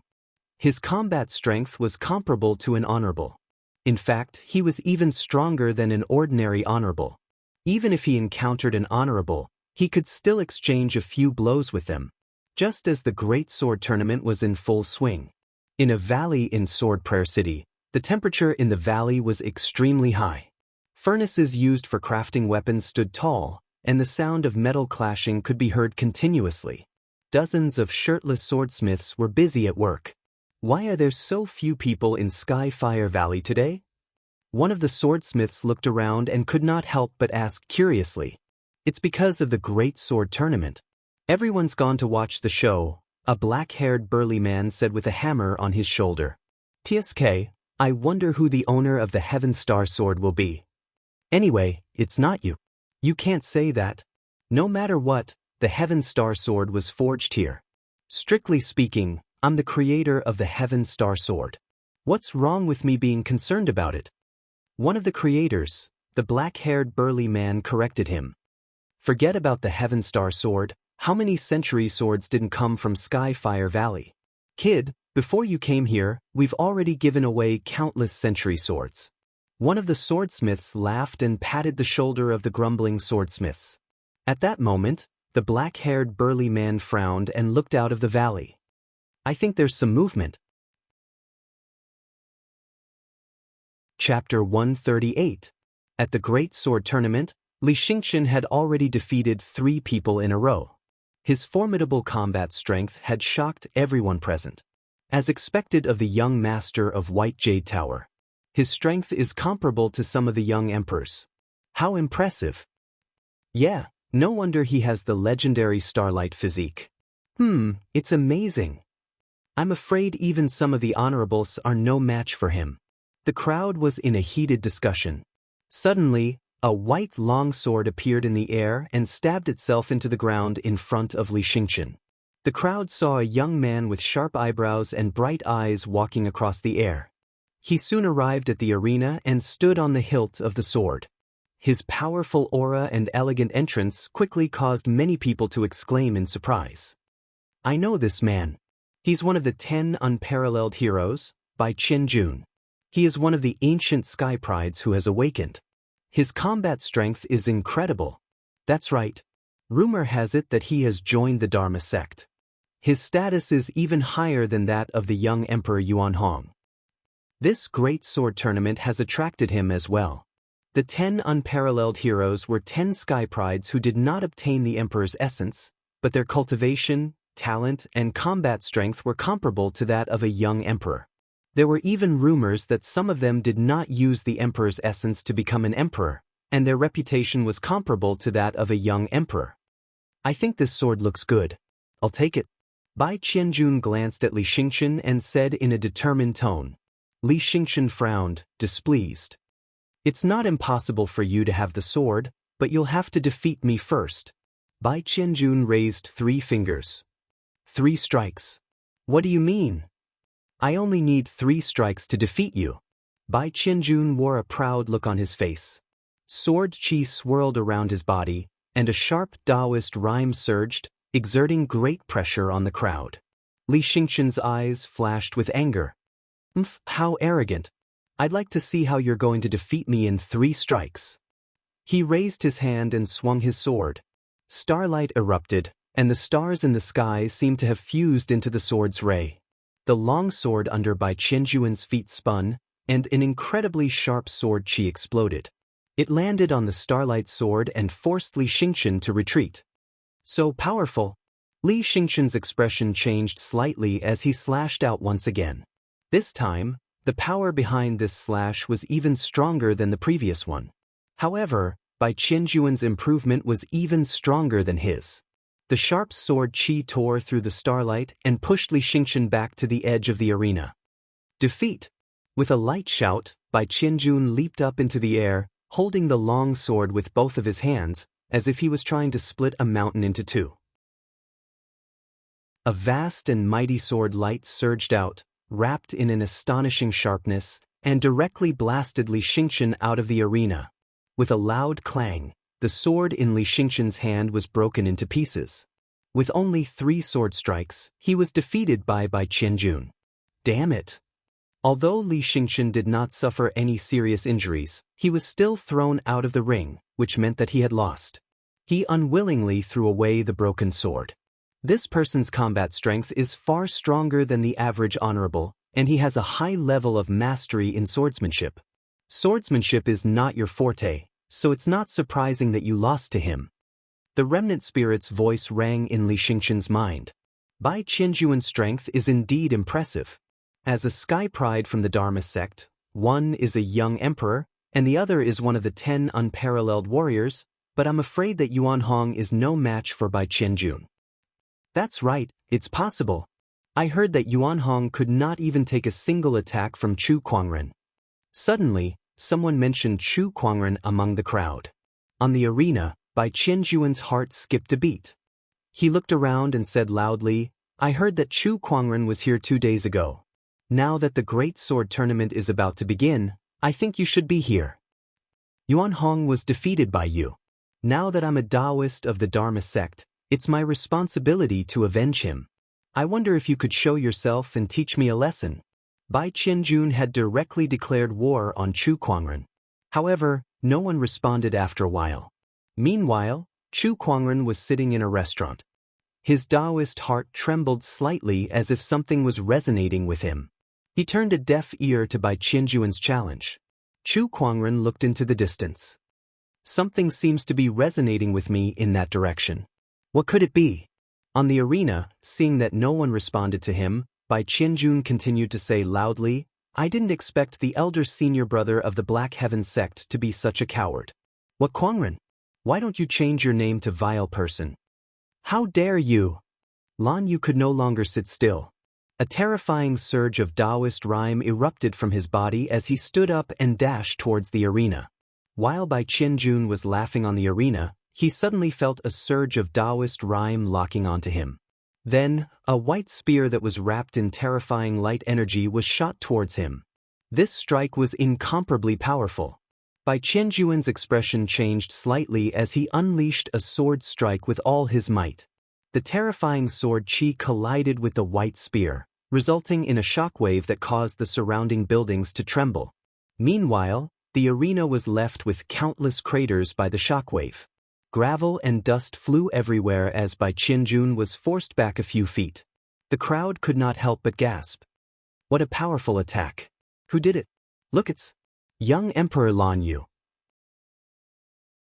Up in the sky, Lan Yu spread her wings. She was dressed in gorgeous silver-white armor, and her light blue eyes were burning with anger. Her beautiful face was covered with a layer of frost that couldn't be melted. The young emperor's aura was on full display. It's really her, young Emperor Lan Yu. The divine predictor once commented that she's a peerless beauty whose achievements are on par with the emperors of old. Peerless beauty, she lives up to her name. I heard that she's Chu Kuangren's follower. I wonder how Chu Kuangren managed to get her to follow him. It's not just her. Chu Kuangren is also Princess Linglong's fiancé. TSK, she's also a peerless beauty and a young emperor. One is as pure as a goddess while the other is elegant and beautiful. Not to mention that they're both young emperors. Chu Kuangren's luck with women is just too good. The crowd was in awe of Lan Yu's beauty and strength. Many male cultivators were envious of Chu Kuangren's luck with women. Bai Qianjun was the same. When he saw Lan Yu, he was stunned as well. However, when he remembered that she was Chu Kuangren's follower, he could not help but feel jealous of Chu Kuangren.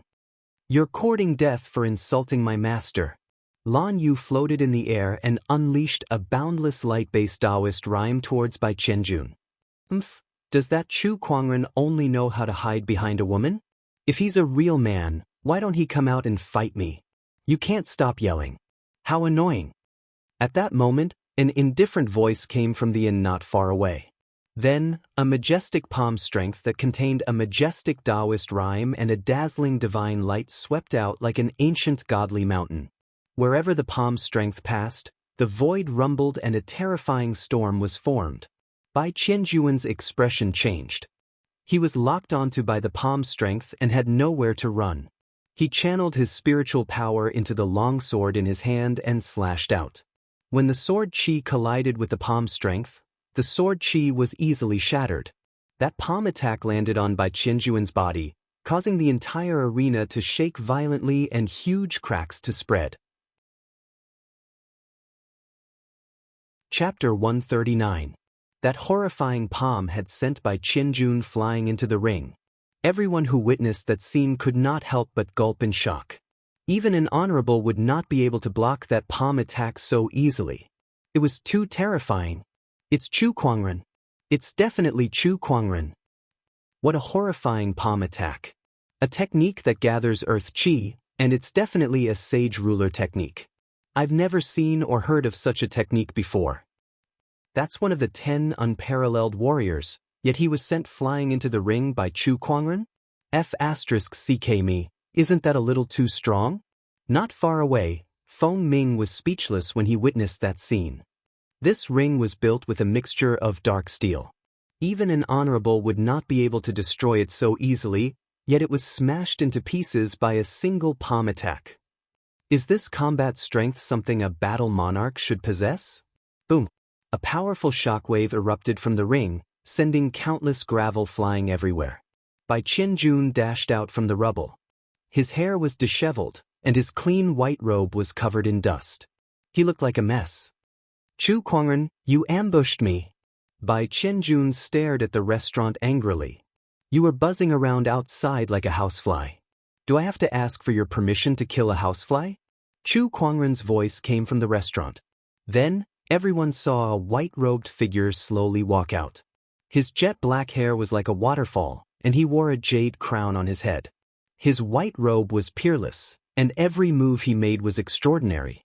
Everyone who saw Chu Kuangren for the first time was stunned. This Chu Kuangren is too extraordinary. I've long heard that he has a peerless appearance and a natural Taoist rhyme around him. He's like an immortal. His reputation is well-deserved. F***ck me, this is what I feel. I can't take it anymore, I'm going to turn gay if I look at him any longer. Oh my god, is this Chu Kuangren? Master, you should only look at paintings, I'm the only one who knows. When one is at the end of his rope, he will not be a man of the mortal world. The ancient poem was not lying. A man as beautiful as jade, master, is peerless. Those who were uneducated could only stare in shock when they saw Chu Kuangren. They would then exclaim, F***ck, this man is too F***king handsome. Some scholars would recite a few lines of poetry to praise it. As for some of the female cultivators, their hearts were pounding as they stared at Chu Kuangren in awe and fascination. To put it bluntly, they were lusting after Chu Kuangren's body. The man who was initially jealous of Chu Kuangren also felt a little ashamed and lamented, no wonder Princess Linglong and Lan Yu are so loyal to him. It turns out that he's such an extraordinary person. A hint of jealousy flashed across Bai Qianjuan's eyes. Chu Kuangren, you've defeated my junior brother Yuan Hong. Today I shall avenge him. It was you who ambushed me just now. I was careless and fell for it. Now let's fight face to face. I'll let you see my strength. The Taoist rhymes around him surged, and a large amount of sword qi exploded, forming a giant white sword shadow above his head, exuding an endless amount of sharp qi. The white sword shadow slashed down, as if it was tearing the void apart. Chu Kuangren looked up and lifted his palm. The 5 supreme foundation levels within his body radiated with a divine light, and a surge of spiritual power violently slammed into the void, triggering the earth qi. A majestic surge of Taoist rhyme converged at the center of his palm. That palm strike was earth-shattering. When the palm strike landed on the white sword shadow, the horrifying human mountain strength erupted and attacked the sword shadow. In an instant, countless cracks appeared on the incredibly sharp sword shadow. How is this possible? Bai Qianjuan's expression changed, and the spiritual power within his body continuously surged to resist the human mountain stamp's power. However, it was all in vain. The gap between him and Chu Kuangren was too big. Be it in terms of spiritual power or Taoist techniques, they were incomparable. With a loud bang, the white sword shadow suddenly exploded, and the spiritual power and Taoist rhyme dissipated. The horrifying impact once again landed on Bai Qianjuan's body, sending him flying into the street and smashing through a few walls. His whole body lay in the rubble, and his aura was extremely weak. That attack had severely injured him. Face to face? There's no difference, it's just a slap to the face, Chu Kuangren said calmly. In a flash, Chu Kuangren appeared in front of Bai Qianjun like a ray of light, and he grabbed his yin and yang ring. Chu Kuangren, what are you doing?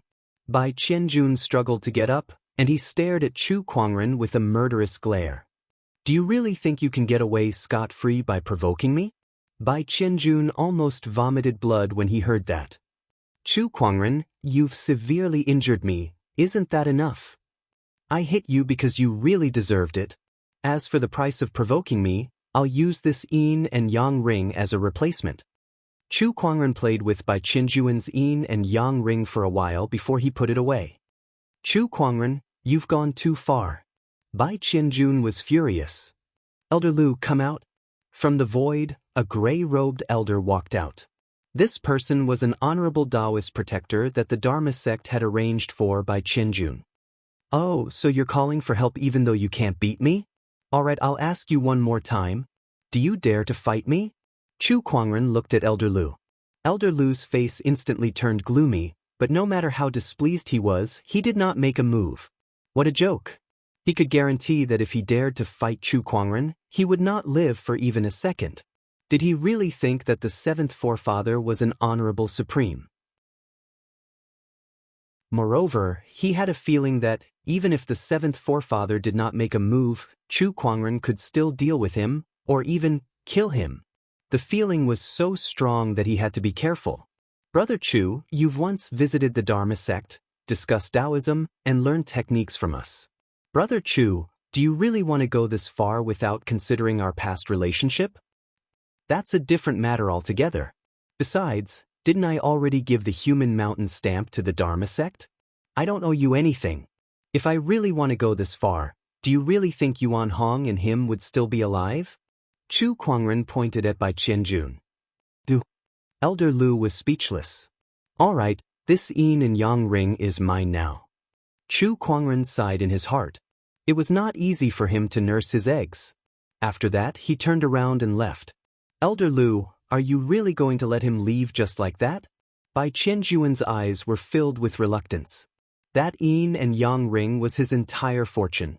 There was a pile of soul stones and supreme elixirs in it. Sai, what else can we do? If we fight, I'm afraid both of us will die. Elder Lu sighed.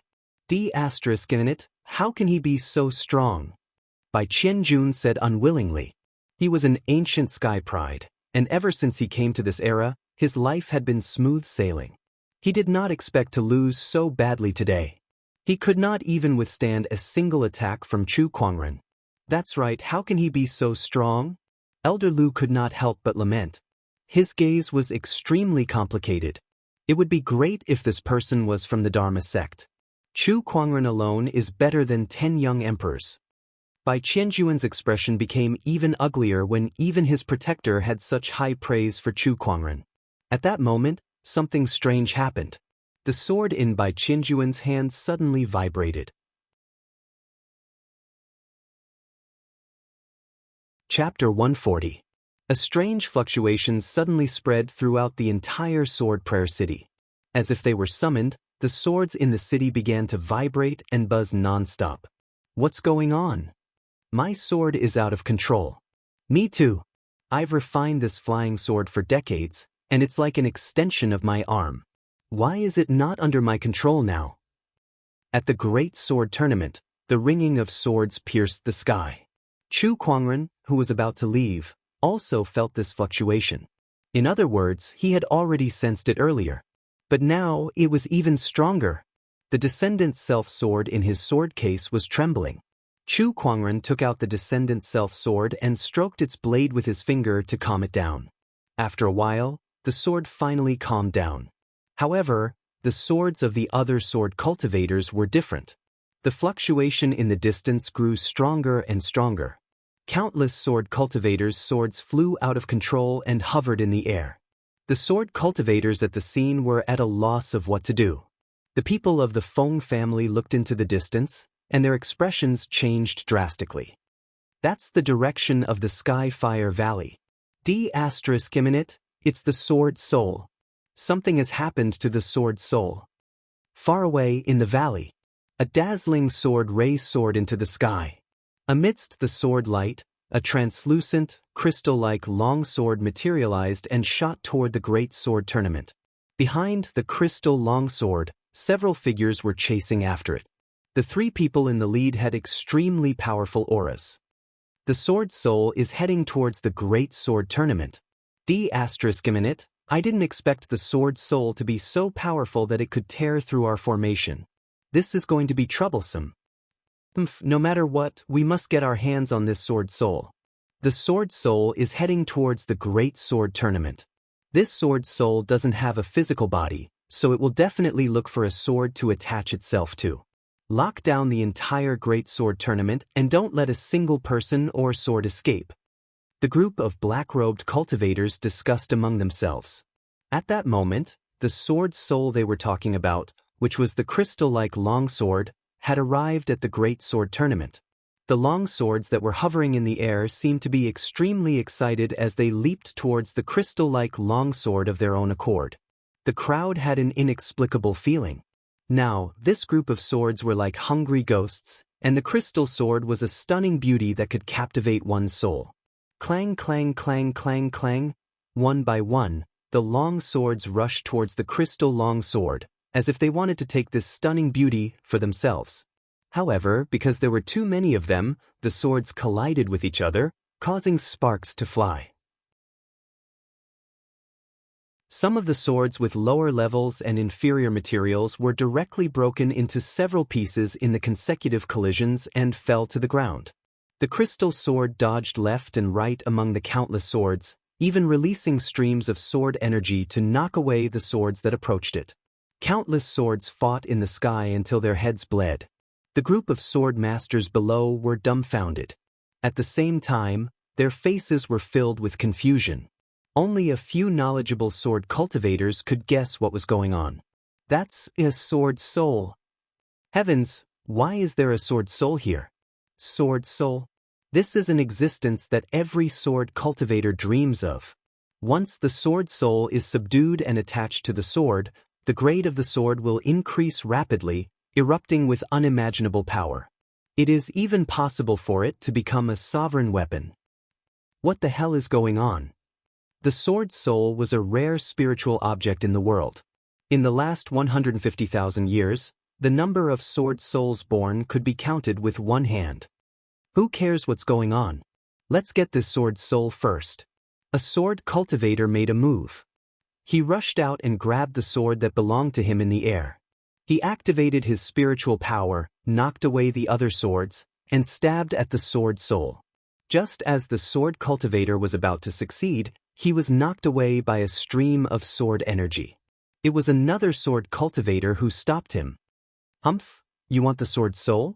You have to ask me first. That's right, this sword soul is mine. I came to fight for the century-old sword, but I didn't expect to see this sword soul. This is much more precious than the century-old sword. This trip is not in vain. As long as I get the sword soul, my strength will definitely increase rapidly. I might even be able to upgrade my sword to a sovereign weapon. Damn, if I have a sovereign weapon, who can stop me in this world? What sage orthodoxy? It's all bullshit. All the sword cultivators went crazy. They looked at the sword soul with fiery eyes. To a sword cultivator, the sword soul was even more precious than the primordial emperor's essence. All the sword cultivators rushed up into the sky and retrieved their swords. They surrounded the sword soul and began a battle. Large amounts of sword chi and various kinds of sword-based Taoist rhymes collided in the sky, creating a colorful scene. Who dares to snatch the sword soul of Sword Prayer City? At this moment, the swordsmithing family, the Feng family, also made their move. Feng Xuanzi led his men to fight for the sword soul. He had white hair, but his muscles looked like they were made of molten steel, and he exuded an extremely domineering aura. The surrounding sword chi hit his body and actually produced the sound of metal clashing against metal, shattering one after another. He punched out, creating a terrifying sonic boom in the air, and some swordsmen exploded along with their swords. How was this an old man? He was clearly a Tyrannosaurus in human form. You're the sword soul of Sword Prayer City? Who would believe that? That's right, the sword soul belongs to the strongest. One of the honorable swordsmen said. The sword soul was too tempting for them. Even if the sword soul really belonged to Sword Prayer City, they still had to fight for it. ****, if you dare to fight for it, I'll smash your dog heads. Feng Xuanzi was so angry that his eyes were wide open. A domineering Taoist rhyme circulated around his body, making him look extremely terrifying. Bring it on, I'm not afraid of you. I'm determined to get the sword soul. The fight for the sword soul became more and more intense. A terrifying energy storm swept through the area, destroying several streets nearby. Everything within a 10-kilometer radius was reduced to ruins. Chu Kuangren held the Descendant Self-Sword in his hand while Lan Yu stood beside him. They did not join the fight. Master, are we not going to fight for the sword soul? Lan Yu asked. Someone's coming. Chu Kuangren looked into the distance. He and the seventh forefather could sense that there was a large group of people heading towards the great sword tournament. And every single one of them was a swordsman. It seems that the appearance of the sword soul has something to do with this group of people. Chu Kuangren chuckled. He turned to look at the sword soul in the sky, then looked at the crowd of sword cultivators who were going crazy over it. He shook his head. If this group of people continues to fight like this, I don't know how many people will die. Besides, I'm afraid that the sword cultivators who caused the appearance of the sword soul are not here with good intentions. Sigh, it's my fault for being so kind-hearted. In order to avoid casualties, I'll reluctantly accept this sword soul. As soon as he finished speaking, a terrifying sword-based Taoist rhyme erupted from Chu Kuangren's body. The sword chi formed the sword of the heavens above his head, and the green sword chi lotus bloomed beneath his feet. Then 12 sword chi pillars sealed the sky and ground. The 3 Taoist physique transformations were activated at the same time.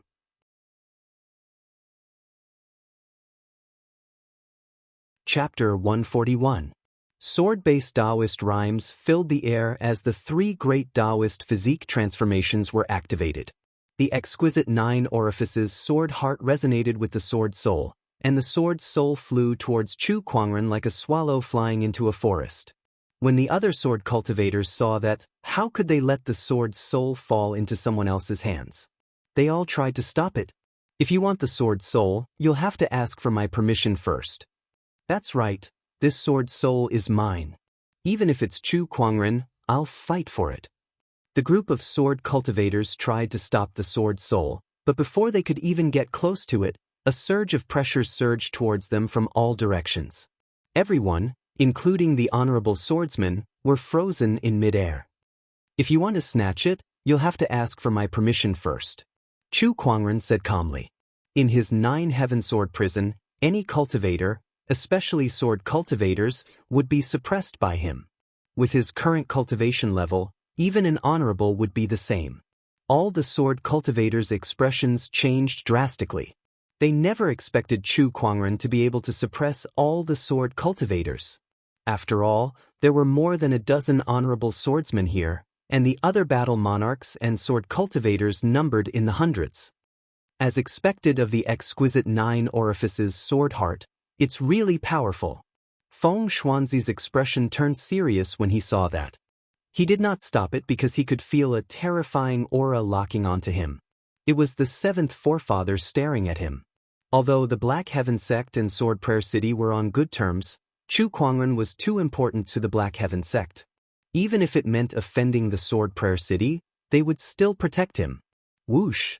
The crystal sword soul came before Chu Kuangren, circled around him twice, and finally entered the descendant self-sword in his hand. In an instant, the descendant self-sword in Chu Kuangren's hand emitted an incomparably dazzling brilliance, and bursts of mysterious Taoist rhymes circulated. Chu Kuangren could clearly feel that the descendant self-sword was transforming. And it was transforming by leaps and bounds. As if the descendant self-sword had come to life, it let out a piercing sword hum, and all the swords around it trembled. It was as if they were unwilling, but at the same time, they had a sense of submission. The change lasted for quite a while before the Kunwa's sacred sword gradually retracted its brilliance. That white jade-like sword body looked even more crystal clear. Compared to a sword, the descendant self-sword now looked more like an exquisite work of art. Taoist rhymes flowed throughout its body. Sage ruler weapon. Chu Kuangren's eyes lit up. The descendant self-sword had been upgraded by 2 grades due to the sword soul's attachment, making it a sage ruler weapon. Moreover, he could clearly feel that the power of the sword soul had yet to be fully unleashed. Kunwa still had a lot of room for growth. In addition, the mysterious sword-based Taoist rhyme that came with the sword soul was also very helpful for him to comprehend the sword Tao. Not only could it raise the grade of a sword, but it could also help a sword cultivator comprehend the Taoist aura of the sword. This sword soul was indeed a treasure that a sword cultivator could only dream of. The sword soul has been taken by Chu Kuangren. Damn it, he has the exquisite 9 orifices sword heart, so it makes sense that the sword soul would choose him. He already has a supreme physique of the sword Tao, and now that he has the help of the sword soul, Chu Kuangren's future achievements will be unimaginable. I'm afraid it won't be long before he becomes the #1 swordsman. All the sword Shio's faces were filled with unwillingness. If the sword soul had not fallen into Chu Kuangren's hands, then they could still fight for it. However, since the sword soul was already in Chu Kuangren's hands, they would undoubtedly become enemies with the Black Heaven sect if they tried to fight for it. Although the sword soul was precious, they valued their own lives more. Perhaps the sword soul being in his hands is not a bad outcome. Feng Xuanzi sighed when he saw that. Then, a murderous intent shot out from his eyes. The sword soul has always been in the Sky Fire Valley. Now that the sword soul has appeared, something must have happened in the Sky Fire Valley. Who dares to cause trouble in Sword Prayer City? Just when Feng Xuanzi was about to send someone to investigate, he saw a group of masked black figures coming from afar. There were so many of them that they soon surrounded the entire Great Sword Tournament. Whoever has the sword soul, hand it over now. The leader of the masked men said in a hoarse voice. You're the ones who broke into the Sky Fire Valley. Feng Xuanzi stood out and glared at the leader of the masked men. Feng Xuanzi activated his spiritual thought, trying to see through the masked man's identity. However, the masked man was prepared and formed a spiritual thought barrier around his body to prevent others from peeking at him. Not only him, but the others did the same as well. The Sword Prayer City has been forging swords for so many years that a sword soul has been born. It must not have been easy for you to keep such a secret for so many years. However, it's time for this sword soul to find a new owner. The masked man sneered. Yes, you're right. Chu Kuangren's voice came from the crowd. He held the Descendant Self sword and slowly walked to the front of the crowd. Now that the sword soul has found a new owner, it's time for you guys to leave. All the masked men looked at him. To be more precise, they were looking at the Descendant Self sword in his hand. It's the sword soul's aura. The sword soul is inside that sword. Take that sword. It's him, Chu Kuangren. This is going to be tricky. The sword soul had just merged with the Descendant Self sword, and its aura had yet to be fully concealed. However, the masked men immediately sensed the abnormality of the Descendant Self sword. However, some of them knew who Chu Kuangren was, and their gazes turned serious. Chu Kuangren, hand over the sword soul and we'll leave now, the masked man said. It was obvious that he did not want to make an enemy out of Chu Kuangren. What if I don't? Then don't blame us for being rude. The masked men at the scene condensed their aura and sword chi started to circulate. Every one of them was a sword cultivator, and the weakest among them was at least a nascent soul cultivator. Do you think you guys from the North Sea Sword Pavilion and the Steel Sword sect are enough? Chu Kuangren said calmly. The masked men at the scene were shocked when they heard that. The others looked at each other in dismay. North Sea Sword Pavilion, Steel Sword sect, it's them. They're the famous sword orthodoxies of the Azure Dragon domain, second only to the Sage orthodoxies. I can't believe they're here to steal the sword soul.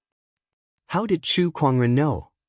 The North Sea Sword Pavilion sect leader and the Steel Sword sect leader are both part of the 7 heroes of the Sword Dao. They're both honorable cultivators. Feng Xuanzi's eyes lit up when he heard that. I remember now. Northern Sea honorable swordsmen visited Sword Prayer City and Sky Fire Valley some time ago. That's when you started to scheme for the sword soul, right? Northern Sea honorable swordsman, you dare to do it, but you don't dare to show yourself. The masked man was silent for a while before he laughed and took off his mask, revealing the face of an ordinary middle-aged man. It really is Northern Sea honorable swordsman. The sword cultivator's expressions changed slightly. The person beside Northern Sea honorable swordsman also took off his mask. It was the sect leader of another honorable orthodoxy, the Steel Sword sect, honorable swordsman of steel. Chu Kuangren looked at the other masked man who still refused to take off his mask and said, They've already shown themselves. My defeated foes. Sword Hoarder, are you still not going to show yourself? Chu Kuangren. With his identity exposed, Sword Hoarder stared at Chu Kuangren hatefully and took off his mask as well. The crowd gasped again. Each of the 7 heroes of the Sword Dao was powerful enough to make a name for themselves, but there were 3 of them gathered here. What a grand occasion.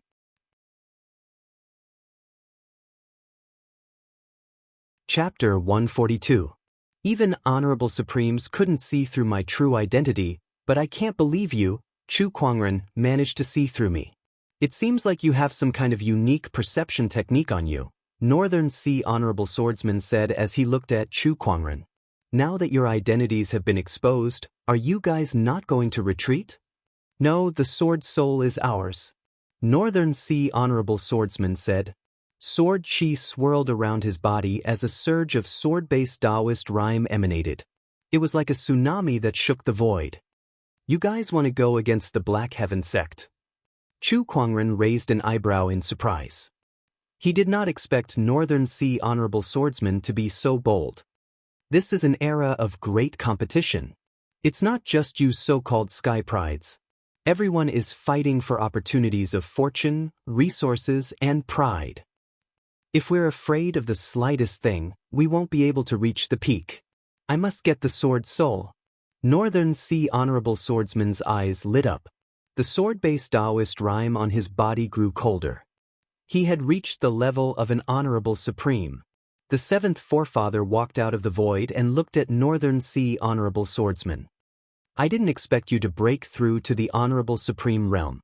You do have some skills. Black Heaven sect's seventh forefather, the peerless sword cultivator who dominated the firmament star thousands of years ago. Today, I shall challenge you. Northern Sea Honorable Swordsman saluted and held his sword in front of his chest. His eyes were filled with battle intent.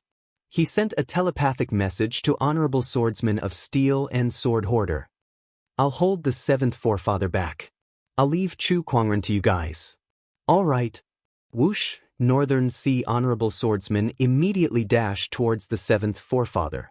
The two Honorable Supremes immediately collided. Two swords collided in the void, emitting a clanging sound. Majestic sword chi was like a flood, sweeping in all directions in an instant. As the Supreme Honorable Swordsman fought, the terrifying energy ripples shook the void. The ground was torn apart, and the surrounding buildings collapsed one after another.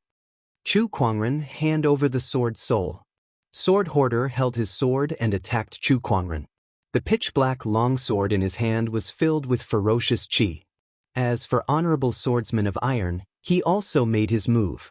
His sword was just an ordinary iron sword, but when he swung it, it was very terrifying. Every move he made had the power to topple mountains and overturn seas, causing the void to tremble. You want to hurt our saint? Dream on. The two protectors, Honorable Qing Lan and Old Lady Meng, immediately tried to stop him, but Chu Kuangren beat them to it. Elders, please allow me to handle this myself. Chu Kuangren took a step forward and his three Taoist physique transformations surrounded him as his battle monarch domain erupted. With a slash of the sword, a terrifying purple sword light that was wrapped in an unstoppable Taoist rhyme surged out and smashed onto the bodies of the two supreme beings. With just one sword, the two supreme martial artists were forced to retreat at the same time. Old Lady Meng and Honorable Qing Lan looked at each other helplessly. Chu Kuangren was so powerful, what else could they do? The job of a Tao protector was too easy. Such a powerful sword chi. Is this the Chu Kuangren whose name shook the world 3 years ago? This kind of strength is indeed shocking. Sword Hoarder was still fine since he had already experienced Chu Kuangren's strength. On the other hand, Honorable Swordsman of Steel, who was fighting Chu Kuangren for the first time, was shocked. He could not help but tighten his grip on his sword. Honorable Swordsman, if you have any skills, please show me. Don't disappoint me. Chu Kuangren stood in the air with his black hair and peerless white robe. He smiled at the two honorable swordsmen with his sword in hand. A single person facing off against two sword paragons. This scene caused many sword cultivators to gulp, feeling that it was a little absurd. It was not like they had never seen sky prides before, especially in this era of great battles. Sky prides were emerging one after another, each more powerful than the last. However, no matter how powerful those sky prides were, they could only withstand a few attacks from honorable swordsmen. None of them were like Chu Kuangren, who could force two honorable swordsmen to retreat with just one sword attack. His strength was beyond everyone's imagination. Sword Hoarder's aura erupted. Together with the troop-breaker sword in his hand, he was like a ferocious ancient beast as he charged towards Chu Kuangren. His violent sword chi immediately locked onto Chu Kuangren. You look more powerful now that you've changed your sword. Chu Kuangren held the Descendant Self sword in his hand. The blade trembled slightly, and an incredibly mysterious sword-based Taoist rhyme erupted as he cast the heaven-slaying sword-drawing technique. The purple sword ray that contained a mysterious Taoist rhyme far surpassed that of the honorable swordsman. It only took an instant for it to shatter Sword Hoarder's outer layer of sword chi. The sword ray then collided with the troop-breaker sword in Sword Hoarder's hand. With a loud clang, the huge force almost broke Sword Hoarder's arm. He could no longer hold the sword in his hand, and the troop-breaker's sword flew out of his hand. Chu Kuangren's figure turned into a stream of light. No one could see how he moved, but when he reappeared, he was already holding the troop-breaker sword in his hand and was carefully examining it. This sword is not bad. It's a ferocious sword. Chu Kuangren was a little surprised. Although the troop-breaker sword was not a sage weapon, its ferocious chi was stronger than any other sage weapon. Troop-breaker, give me back my troop-breaker sword. Sword Hoarder's expression was extremely ugly as he channeled his spiritual thoughts to summon the troop-breaker sword back. However, the troop-breaker sword in Chu Kuangren's hand continued to tremble. Oh, it's been refined this time. Chu Kuangren chuckled. He then channeled his spiritual power to suppress the troop-breaker sword. As if the troop-breaker sword had sensed the exquisite 9 orifices sword heart's aura from Chu Kuangren's spiritual power, the originally trembling troop-breaker's sword suddenly calmed down. It even retracted its ferocious chi and became extremely docile. Chu Kuangren was slightly surprised. The troop-breaker sword was very powerful, and he thought he would have to spend more effort to suppress it. He did not expect it to be this easy. Not far away, Sword Hoarder kept calling for the troop-breaker sword, but it was useless. The troop-breaker sword did not respond at all. How can this be? Sword Hoarder was so angry that he almost vomited blood. He felt like he had been abandoned by the troop-breaker sword. Even this broken sword has submitted to Chu Kuangren's exquisite 9 orifices sword heart? Sword Hoarder stared at Chu Kuangren, his body trembling and his eyes bloodshot. He was so jealous that he was about to go crazy. He had high hopes for the troop-breaker sword.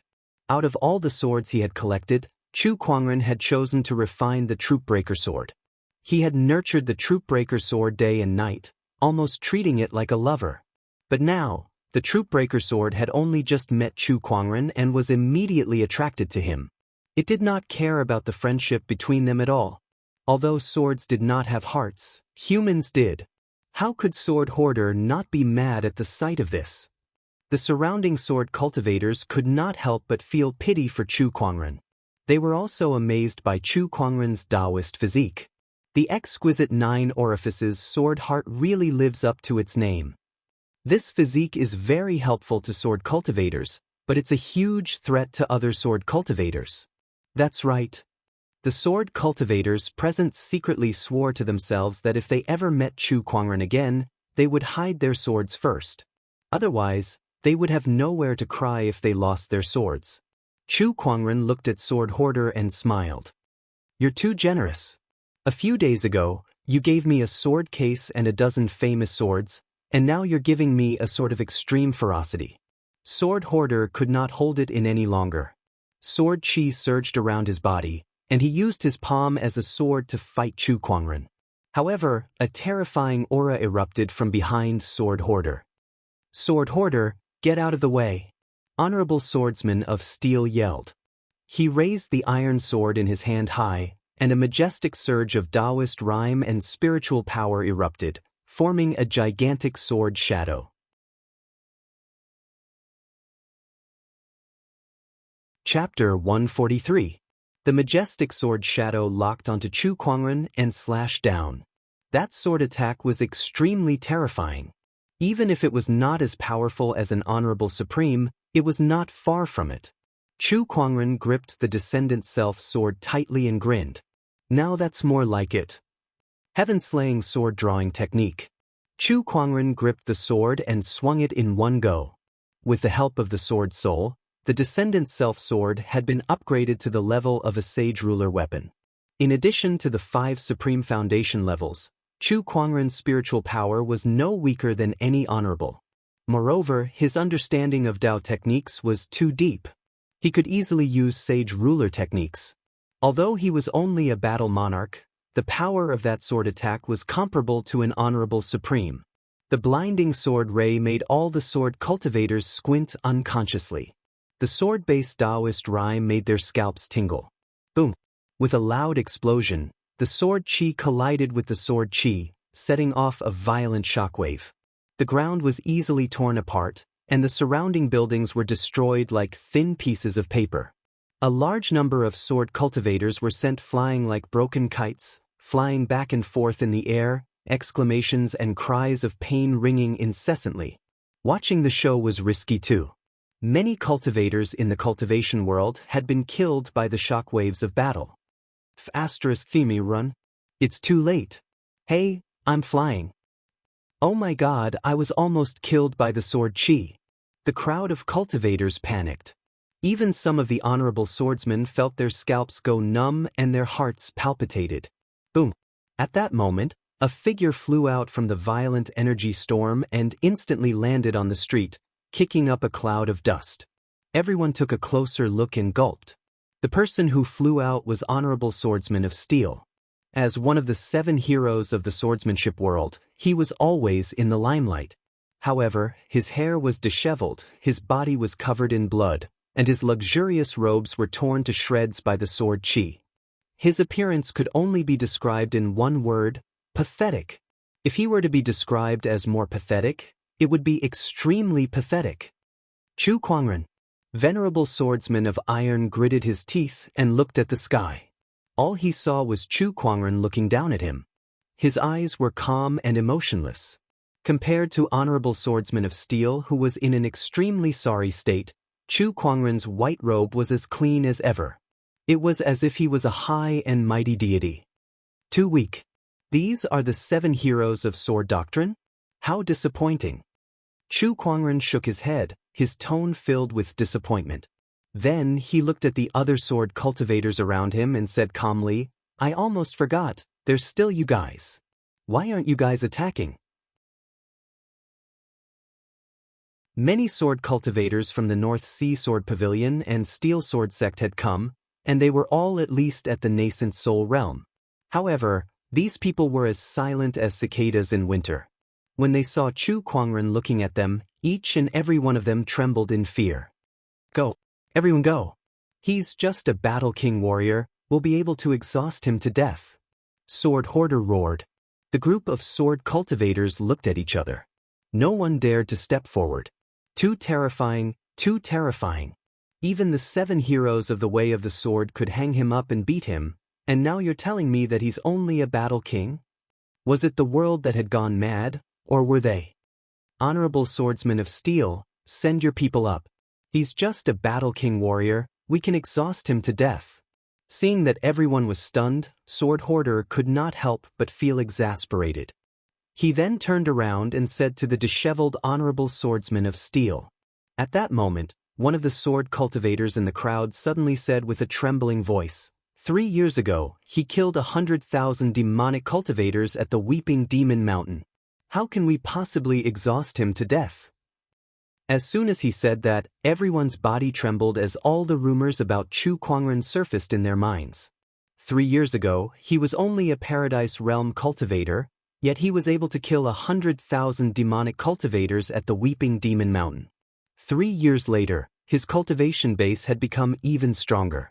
He was now a battle monarch, while the rest of them did not even have a tenth of his strength, let alone 100,000. How could they possibly exhaust Chu Kuangren to death? Don't give yourself too much credit. Even they could not believe what they were hearing. Is he really that invincible? Sword Hoarder stared at Chu Kuangren in disbelief and murmured with a trembling voice. He could not believe it. Chu Kuangren was just a young cultivator, so how could he possess such terrifying strength? Moreover, he was already so powerful 3 years ago. If he did not go into closed-door meditation for 3 years, the world would have been turned upside down by him. Let's go. Sword Hoarder gulped. Not daring to think about the sword soul anymore, he turned around and fled into the distance. However, at that moment, a ray of light streaked across the sky and caught up to Sword Hoarder in the blink of an eye, blocking his path. It was Chu Kuangren. With the phantom light strike, even an honorable would not be able to match his speed. It was impossible for Sword Hoarder to escape. Get out of my way. Seeing that, Sword Hoarder channeled his spiritual power to its limit and a large amount of sword chi gushed out from his palm. However, he was no match for Chu Kuangren with his sword in hand. Now that he had lost his sword, he did not even have the right to hurt Chu Kuangren. Chu Kuangren raised his palm and unleashed the human mountain stamp's power, shattering Sword Hoarder's sword chi and slamming him into the ground. Then, Chu Kuangren threw the troop breaker, which pierced through Sword Hoarder's body and pinned him to the ground. Chu Kuangren, let me go. For the sake of the sword case and those swords, please let me go, Sword Hoarder begged in fear. This is the second time you've attacked me. Chu Kuangren came before Sword Hoarder and said indifferently, I was wrong. I won't do it again. There won't be a next time. Chu Kuangren placed his hand on the troop breaker's hilt and channeled the sword chi into Sword Hoarder's body.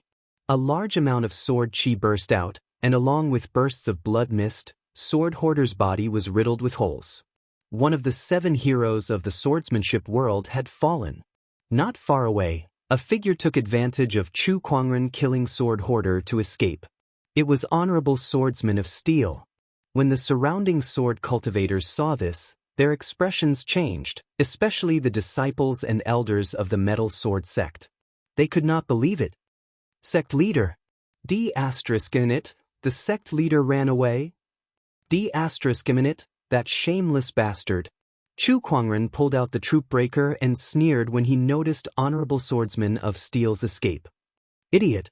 Honorable Swordsman of Steel, who was escaping, suddenly noticed 2 figures in front of him. It was a beautiful lady and an old lady. Both of them exuded a terrifying honorable aura.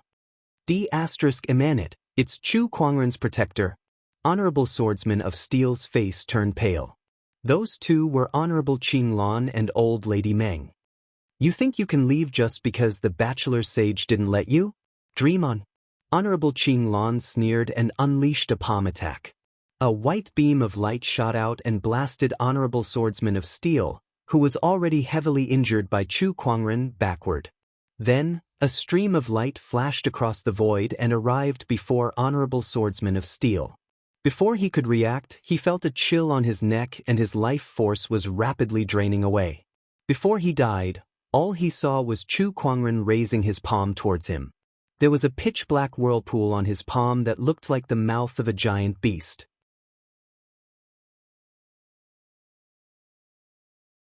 Chapter 144. Every sword cultivator at the Great Sword Tournament was dumbfounded. What did they just see? A battle monarch had killed 2 honorables. Moreover, he did it without a scratch. How could he tell them that he was a battle monarch cultivator? Who the F***ck would believe that? Chu Kuangren is so terrifying. With such combat strength, I'd believe it even if you told me he was an honorable supreme. Battle monarch? Whose battle monarch cultivator is this powerful? That's right, he's too terrifying. Oh my god, the current young emperor, the 10 unparalleled warriors. I don't think even the most outstanding sky prides are as powerful as him. Bai Qianjun was also in the crowd. He looked at Chu Kuangren in the sky and felt his pupils tremble. With such combat strength, Chu Kuangren could definitely kill him with a single slap. Did he just provoke such a powerful being? Bai Qianjun still had a lingering fear at that thought. Is this the person who suppressed all the sky prides 3 years ago? How terrifying! Bai Qianjun's voice was trembling. At first, he thought that no matter how strong Chu Kuangren was, he would at most be slightly stronger than sky prides like Yuan Hong and Guchanga. Now it seemed that he was wrong. They were on a completely different level. Bai Qianjun could not be compared to him. Huh? Brother Chu is still as powerful as ever. After 3 years of closed-door meditation, when everyone has forgotten about him, he can still shock the world. Li Xingchen could not help but exclaim. Within his body, the sage ruler remnant spirit was also secretly shocked. This person's combat strength is too terrifying. To be able to kill 2 honorables as a battle monarch cultivator, this is unprecedented in my era. Terrifying. I'm afraid this person will become my greatest enemy in the future. Li Xingchen did not know what the sage ruler remnant spirit was thinking. He was still in awe of Chu Kuangren's strength. Sword Hoarder and Honorable Swordsman of Steel are both dead. Chu Kuangren has such strength. In the distance, Northern Sea Honorable Swordsman, who was fighting with the 7th forefather, could not help but feel his heart skip a beat. Northern Sea Honorable Swordsman let out a scream and retreated a few dozen feet. It's not easy to reach the Supreme Venerable Plane. You should have been invincible, but you chose to die. What a pity!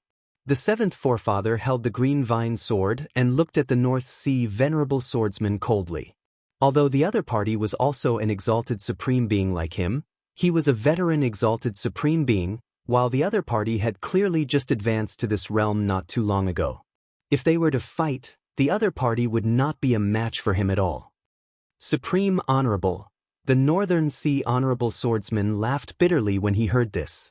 Then, his laughter grew louder and louder.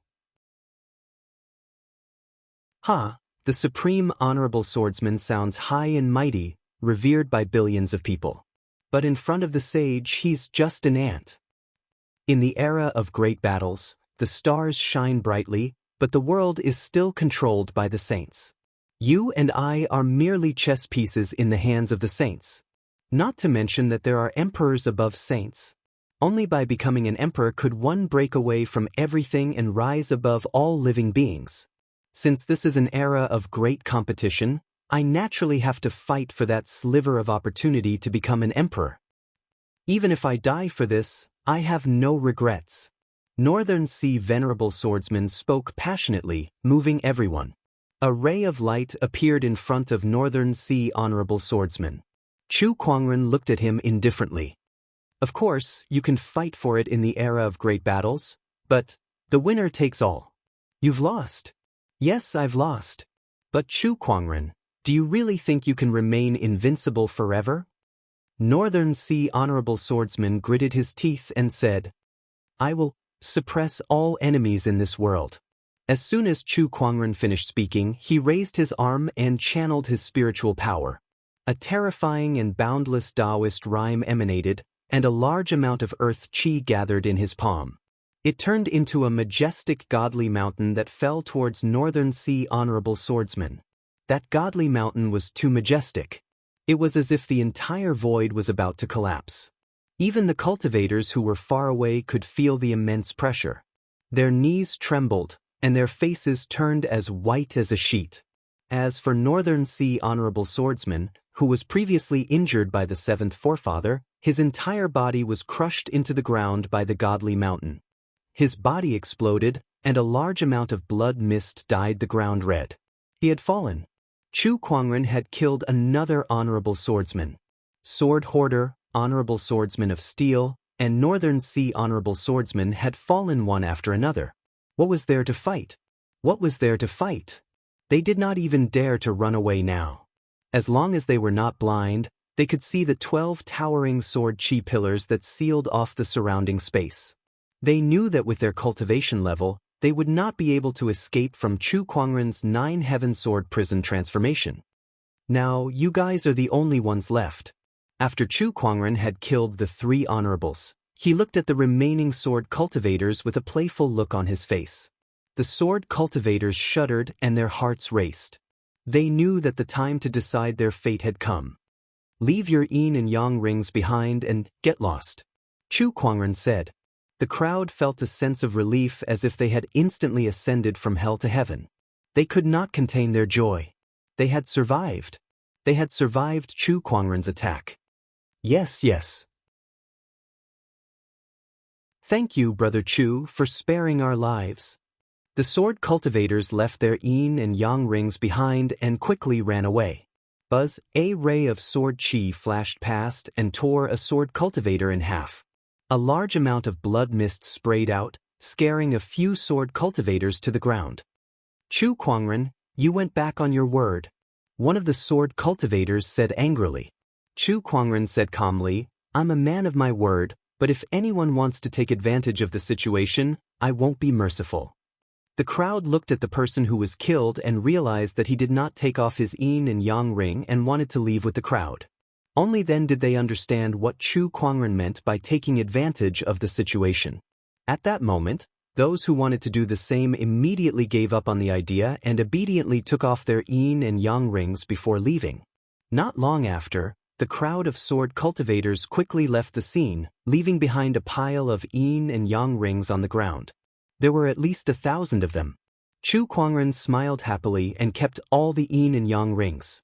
First, he had obtained the sword soul, and now he had harvested a bunch of leeks. It was the right decision to come to Sword Prayer City. Master, are we just going to let them go? Lan Yu looked at the sword cultivators and asked. Chu Kuangren smiled faintly. It's fine. After this battle, their Taoist core has collapsed. From now on, they will respect me like a god. Junior Chu, congratulations on obtaining the sword soul. At that moment, Feng Xuanzi walked in front of Chu Kuangren and said with a complicated look. He knew that even if he asked for the sword soul now, Chu Kuangren would probably not return it to them. Moreover, the sword soul had already recognized its master.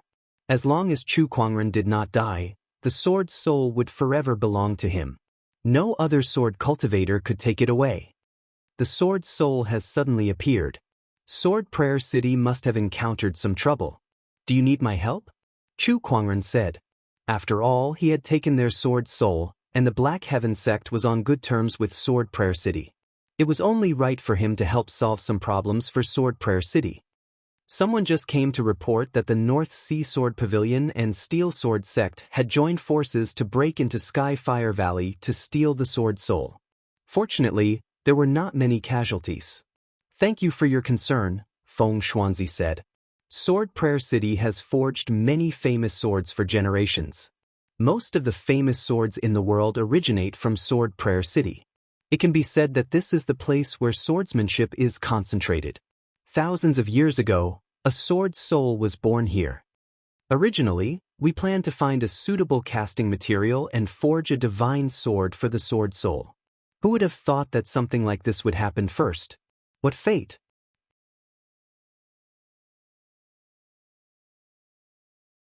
Chapter 145. The appearance of the sword soul, which was then obtained by Chu Kuangren, made the Great Sword Tournament seem insignificant compared to such a huge event. In the end, Chu Kuangren naturally took the 100-year Heavenly Starry Sword. After all, who else among the sword cultivators present would dare to compete with him? Translator, Endless Fantasy Translation Editor, Endless Fantasy Translation Translator, Endless Fantasy Translation Editor, Endless Fantasy Translation Translator, Endless Fantasy Translation Editor, Endless Fantasy Translation Translator, Endless Fantasy Translation Editor, Endless Fantasy Translation. Chu Kuangren kept it because he had the sacred emerald sword case with him anyway. All he needed to do was to nurture the sacred emerald sword case, which was equivalent to nurturing the other treasured swords at the same time. Fellow sword cultivators, other than the Great Sword Tournament, there is another matter that we are preparing to announce to the world. Feng Xuanzi shouted at the sword cultivators at the venue. Everyone looked at him curiously. There are countless famous swords under the heavens, but their owners are all mixed. Our Sword Reverence City has been preparing for many years, and we're preparing to compile 100 sword manuals. The 100 Sword Register lists all the famous swords under the heavens and their owners. Those swords that are listed in the 100 Sword Register are all famous swords and sword owners that have been carefully inspected by the Sword Reverence City. The crowd burst into an uproar. It was said that most of the famed swords in the world originated from the Sword Reverence City. If one were to say who was the most qualified to rank the 100 Sword Spectrum, it would undoubtedly be the Sword Reverence City. The 100 Sword Spectrum will be made public in 3 days, and it will be updated every 10 years. Please look forward to it, Feng Xuanzi announced. Some of the sword cultivators who had planned to leave after the Great Sword Tournament became interested and decided to stay for a while longer. The Great Sword Tournament had come to an end. The 100 Sword Spectrum was about to appear. When Chu Kuangren returned to the Feng family, he began to take inventory of his loot. His yin and yang ring was filled with piles of yin and yang rings. He could not count everything by himself, so he called Lan Yu along. It took them a whole day to count all the 2,100 universe rings. There were 12. 1 million upper spirit stones, 40 million medium spirit stones, and countless lower spirit stones. As for treasured medicines and medicinal pills, there were countless of them. Aside from keeping a portion of the soul stones for daily expenses, Chu Kuangren threw the rest of the soul stones into the godly phoenix egg. It was Chu Kuangren's first time witnessing the godly phoenix egg absorbing soul stones. The divine phoenix egg hopped to the center of the pile of spirit stones and unleashed a powerful suction force. The spirit chi of the surrounding spirit stones gushed out in a frenzy. It was like 100 rivers flowing into the sea. It was not just the spirit stones. Some spirit pills and treasured herbs were also sucked dry of their spirit chi and Dao runes. That scene was comparable to when he used the Taotai technique. Even after absorbing all the spirit stones and herbs, the divine phoenix egg still showed no signs of hatching. Why is this thing like a bottomless pit? TSK, looks like there's still a long way to go before we can hatch it. Chu Kuangren lamented. At this moment, Chu Kuangren's descendant self-sword moved closer to him and rubbed its hilt against his face, as if it was complaining that Chu Kuangren had neglected it. Tisk, even this sword knows how to act coquettishly. Chu Kuangren placed the descendant self-sword horizontally in front of his knees and slowly stroked the blade with his fingertips. The sword trembled slightly and let out a soft hum. Ever since the sword's soul entered his body, the descendant self-sword could no longer be treated as a normal sword. Unlike most sage weapons that had spirituality, the descendant self-sword now had complete spirituality. Spirituality and spirituality, the difference of a single word was like heaven and earth. In other words, the descendant self-sword could now be treated as a person with its own thoughts and attitude. Even when Chu Kuangren placed it in his spiritual mound, it would feel depressed as if it was locked up in a small black room. Come to think of it, since it had complete spirituality, anyone would feel depressed being kept in a confined space. Helpless, Chu Kuangren could only keep it by his side. Still, I need to find a scabbard, Chu Kuangren murmured. This sword ray was too sharp, and it might hurt someone easily. The next day, Chu Kuangren found Feng Xuanzi and told him about his idea, asking him to make a scabbard. It's not difficult to make a scabbard for the descendant self-sword, but the descendant self-sword is now a sage ruler weapon, and with the sword's soul attached to it, its level will definitely increase in the future. I'm afraid an ordinary scabbard is not good enough for it. Moreover, hiding a sword in a scabbard is to hide its sharpness. An ordinary scabbard can't hide the descendant self-sword's sharpness at all, so I need to find a top-notch casting material, which I don't have yet. Feng Xuanzi said helplessly. The cleverest housewife could not cook without rice. Even if he was a famous crafting master, he did not have the ability to cast something out of thin air. I see. Chu Kuangren pondered. The descendant self-sword was too extraordinary now, so a scabbard that could go with it would definitely not be an ordinary item. Even if it was a casting material that could be used to cast 100-year-old swords, it was still not enough to make the descendant self-sword scabbard. Got it? Chu Kuangren's eyes lit up. He took out a dark red spear from his yin and yang ring. It was the sage ruler weapon, the demonic spear of apocalypse, that he obtained in northern Lingdao. When the demonic spear appeared, a strange Taoist rhyme suddenly emanated. Even a strong cultivator like Feng Xuanzi was shocked. What a terrifying spear! This is a sage ruler weapon. Yes, Senior Feng. What do you think about melting it down and using it to cast the descendant self-sword scabbard? Chu Kuangren said. Feng Xuanzi could not help but be shocked by Chu Kuangren's idea. Melting down a sage ruler weapon just to make a scabbard? F***ck me. That was a little too much, wasn't it? As a swordsmith grandmaster, it was his first time seeing something like that. Junior Chu, are you sure you want to do this? This is a sage ruler weapon we're talking about, Feng Xuanzi asked. Chu Kuangren smiled faintly. Isn't it better to use a sage ruler weapon as the descendant self-sword scabbard? Besides, I have no use for this spear anyway. It would be a waste to leave it in my yin and yang ring, so I might as well make use of it. But isn't this method of making use of it a little too extravagant? Feng Xuanzi muttered in his heart. If that's the case, then I'll listen to Junior Chu. It's just casting a scabbard, not an entire spear, Feng Xuanzi said. It's fine. I'll take the rest as payment for Senior Feng's help in casting the scabbard. I can't let you work for nothing. Ha, I won't hold back then. Feng Xuanzi did not hesitate and agreed right away. He looked at the demonic spear of apocalypse eagerly. TSK, after so many years of swordsmithing, this is the first time I've melted down a sage ruler weapon to cast a scabbard. This experience must be very novel. As if sensing its fate, the demonic spear of apocalypse began to vibrate violently, trying to break free from Chu Kuangren's grasp. Mph. Chu Kuangren snorted coldly and channeled his spiritual power to suppress the demonic spear. Smelting the demonic spear of apocalypse was not an easy task. Even a grandmaster like Feng Xuanzi would need to spend a few days and nights to do it. During that time, the announcement of the 100-sword spectrum was not delayed either. Feng Xuanzi's younger brother, Feng Huzi, took over. On this day, the plaza where the Great Sword Tournament was originally held was filled with people. The crowd was so huge that one could not see the end of it. The scene was not inferior to the Great Sword Tournament because today was the day the 100-sword spectrum would be announced.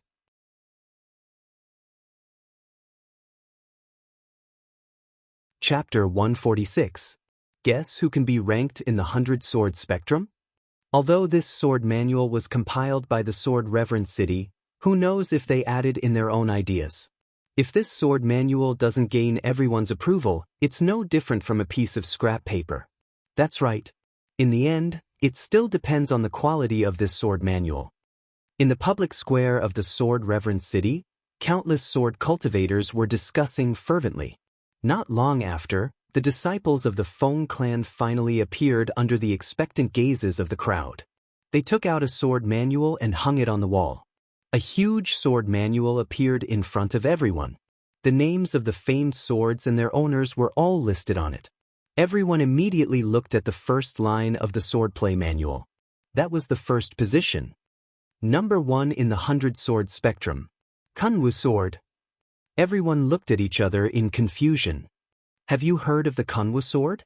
It's a little unfamiliar, but also a little familiar. Who is the sword master? Nonsense, how can I not be familiar with him? We've just seen this sword before. It's the one in Chu Kuangren's hand. The one with a sword soul? The wielder of the descendant self-sword, Chu Kuangren. Is it really him? Many sword cultivators pondered. It was reasonable to say that the Kunwu sword, which had integrated with the sword soul, was the best sword in the world. However, the 100-sword spectrum was not only ranked by the quality of the swords, but also by the strength of the sword owner.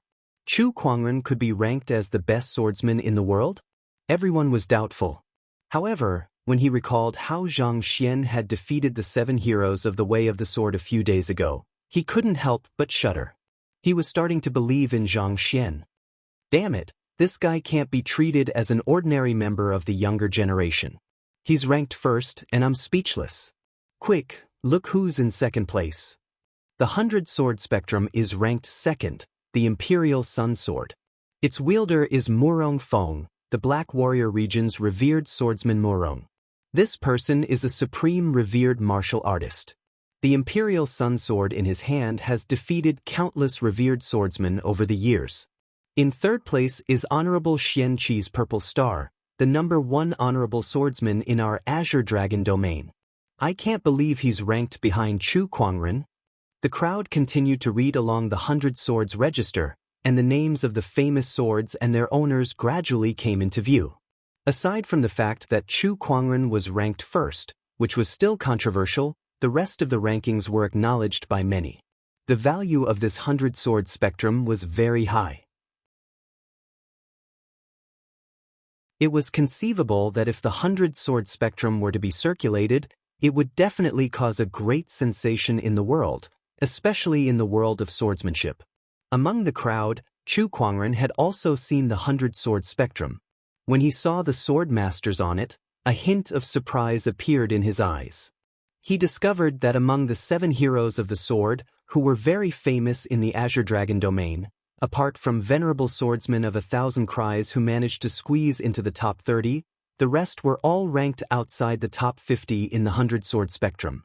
The standard of this 100-sword spectrum is indeed very high, but I don't think it's appropriate for Chu Kuangren to take first place. At that moment, a sword cultivator could not help but voice out his doubts. I admit that Chu Kuangren is very strong, but there are so many strong swordsman cultivators in this world. If even his honorable teacher is only ranked 3rd, how can he be ranked 1st? A disciple from the Feng clan said, "The clan master said that fellow Taoist Chu's Kun Wu sword is the only famous sword in this world with a sword soul. Just based on this, it is qualified to be ranked number 1. A sword with a sword soul was too rare. One could not find a second one in this world. Sword Prayer City had been forging swords for generations, so it would be unreasonable for such a famous sword to not be ranked number 1. Such an explanation was not out of the crowd's expectations, and the crowd's doubts were then put to rest.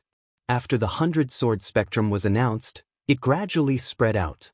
Chu Kuangren's ranking as number 1 caused quite a stir. After some investigation, people also found out that he had consecutively killed the 7 heroes of the sword in Sword Prayer City. Although it was shocking, the 100-sword spectrum's number 1 title was too much of a concern, and many people still found it hard to believe. Chu Kuangren actually knew about this in his heart. However, he did not care. Not convinced? Then come and fight him. Who's afraid of who?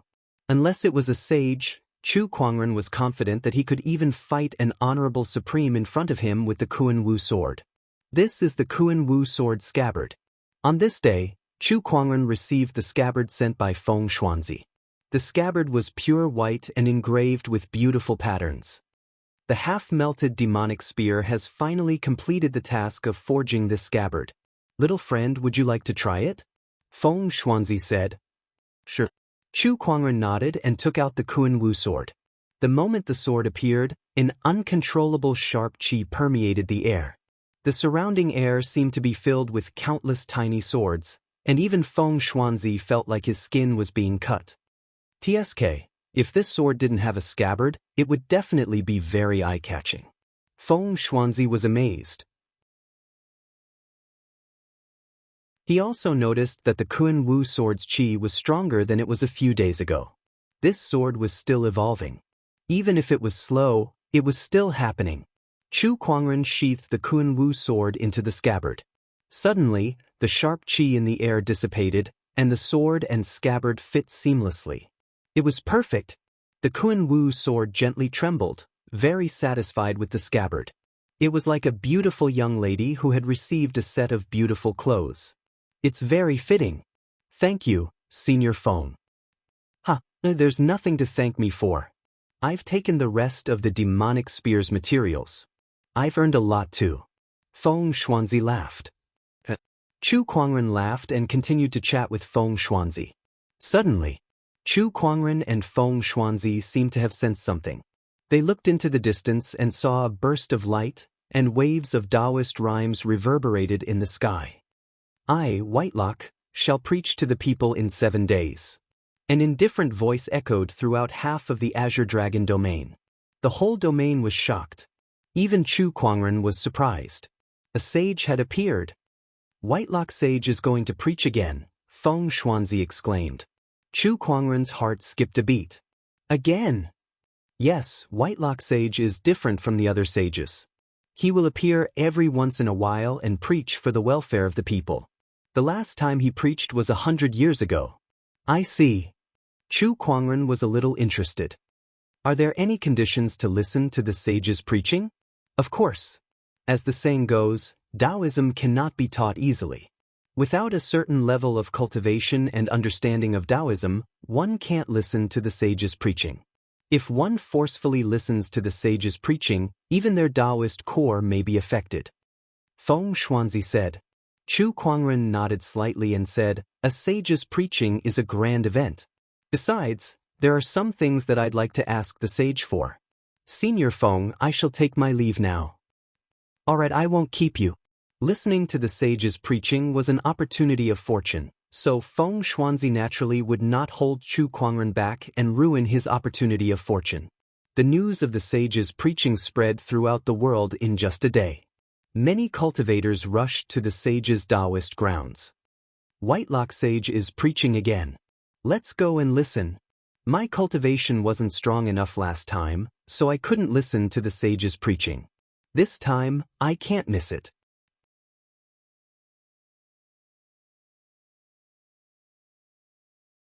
Chapter 147. Congratulations, host. You have drawn a legendary attribute, Boulder Taoist Core. On this day, Chu Kuangren drew his gacha as usual on the ferry boat. He was slightly surprised when he saw the prize. Even with the lucky halo, it was still rare for him to draw a legendary item. His luck was off the charts when he drew the immortal godly phoenix the last time. After drawing the Boulder Taoist Core, Chu Kuangren did not feel any obvious changes. He only received some information about the attribute. The Boulder Taoist Core, as the name suggested, meant that the Taoist heart was as firm as a rock and could not be moved. It was a very useful attribute.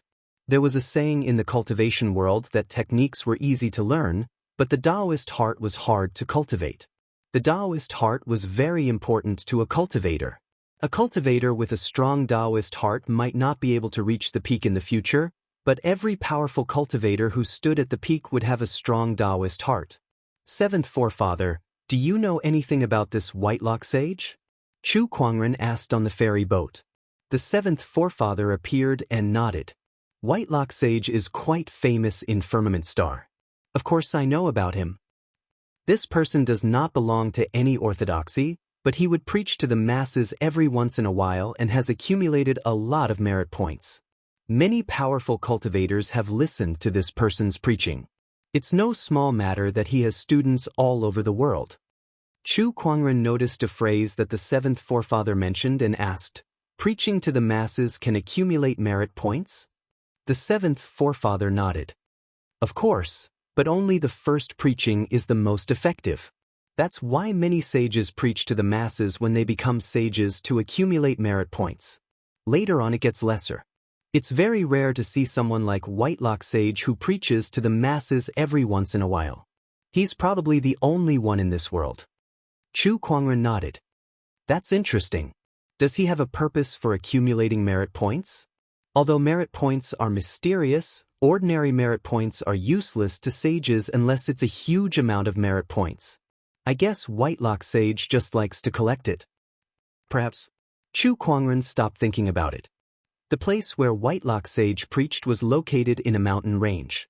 Due to Whitelock Sage's presence, the mountain range was also called Whitelock Mountain. Currently, the white-browed mountain was packed with people and bustling with activity. The Great Sword Tournament paled in comparison to it. After all, the Great Sword Tournament only attracted sword cultivators, while the Sage's Tao lecture attracted cultivators from all over the world. There were even quite a few supreme beings among them. Look, it's Ao Chang from the Holy Land of Serene Wisdom. At this moment, an immortal boat arrived, attracting the attention of many people. Everyone looked over and saw a few cultivators from the Holy Lands of Serene Wisdom disembarking from the ferry boat. Leading them was young Emperor Ao Chang. As a young emperor, Ao Chang's reputation was even greater than some of the honorable ones. His appearance attracted a lot of attention. Not only Ao Chang, but also Gu Chang'e and Yuan Hong. Ziyang Valley's Lin Batian is here too. A few young emperors from the sage orthodoxies took the stage one after another. Many people immediately started discussing. I didn't expect these young emperors to come and listen to the sage's preaching. That's normal. Even a young emperor wouldn't miss out on such an opportunity. Aren't they from the sage orthodoxy? There should be a sage behind him. Why did he come here to listen to the white-browed sage's Tao lecture? Idiot, haven't you heard of this saying? Who said that a sage in one's own orthodoxy can't listen to another sage's preaching? That's true. But at this moment, A bolt of lightning dashed towards them from afar and turned into a blue-haired young man in a white robe. An extremely powerful aura spread in the air. There were fine electric arcs dancing in the air, scaring many cultivators. Who's this? Why is he so arrogant? Shoo, lower your voice. This is the ancient sky pride of the Thunder Falcon tribe, Lei Mingtian. He's also a young emperor and the first one to obtain the emperor's essence. His combat power is even stronger than Ao Chang and the others. Yes, don't offend him. This person is very overbearing and has the backing of the sacred tribe. He's not to be trifled with. At this moment, a blood-red light burst out from the crowd. A young man in a blood-red robe slowly walked towards Lei Mingtian. The two of them stared at each other and their auras clashed. The appearance of this person shocked many people. It's the young emperor of the Yaksha tribe, Spirit Bloodchild. Tisk Tiske, among the young emperors of the Azure Dragon domain, Spirit Bloodchild is probably the only one who can be compared to Lei Mingtian. Rumor has it that the two of them fought last year. Although I don't know who won, it seems like they don't have a good relationship. The surrounding cultivators were waiting to watch the show. Some of the honorable ones were also curious about the level of these young emperors. Why, Spirit Bloodchild, do you want to fight again? Lei Mingtian asked coldly. Spirit Bloodchild's devilish face revealed a smile. I haven't seen you for so long, but you're still as overbearing as ever, Lei Mingtian. If you want to fight, I'll gladly oblige. Spirit Bloodchild's aura surged and he showed no signs of backing down. My friends, this is Whitelock Mountain, where the sages reside. Please restrain yourself, Wu Chenzi said calmly. Spirit Bloodchild's eyes flashed. Although he did not show any signs of backing down, he did not take another step forward either. Lei Mingtian, on the other hand, glared coldly at Wu Chenzi. What right do you have to talk to me like that? I'm just reminding you. Don't you think you've gone overboard with your words? Wu Chenzi was a little angry. Oh, is that so? Lei Mingtian suddenly raised his hand and a violent lightning-based Taoist rhyme erupted. Without saying a word, he threw a punch. Wu Chenzi's expression changed slightly as he channeled his spiritual power to defend himself.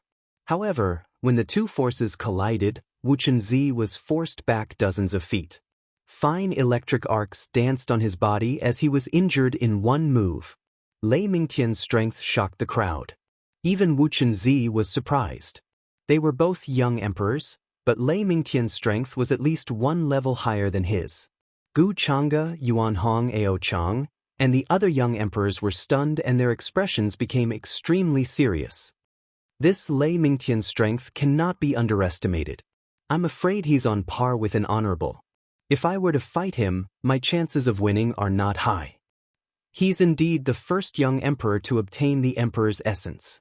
I'm afraid that not many young emperors can match his understanding of the Tao. Ao Chang and the others thought to themselves. After Lei Mingtian injured Wu Chenzi in one move, his expression became even more arrogant. Do you think people like you are worthy of being called young emperors? It's a waste for the primordial emperor's essence to be used on you.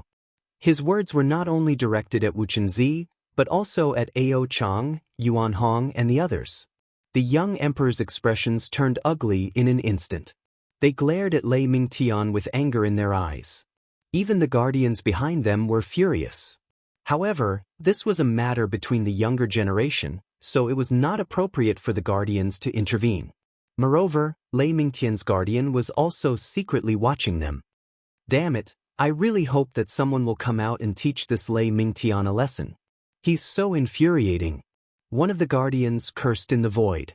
The other guardians could not help but smile bitterly. Although they also disliked Lei Mingtian, they had to admit that he was strong. Among the sky prides present, only Xuelingzi could stand up to him.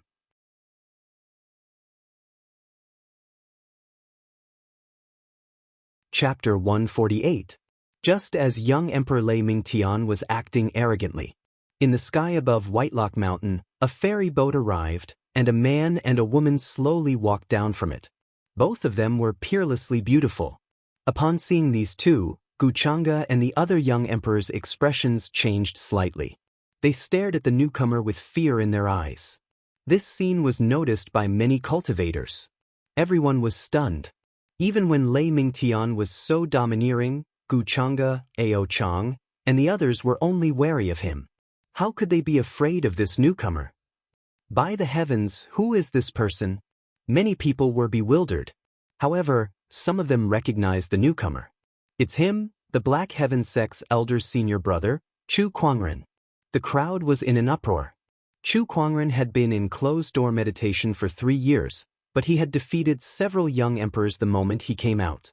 Coupled with the fact that he had obtained the Sword Soul in Sword Prayer City and was ranked number 1 in the 100-sword spectrum, his fame in the Azure Dragon domain was unparalleled.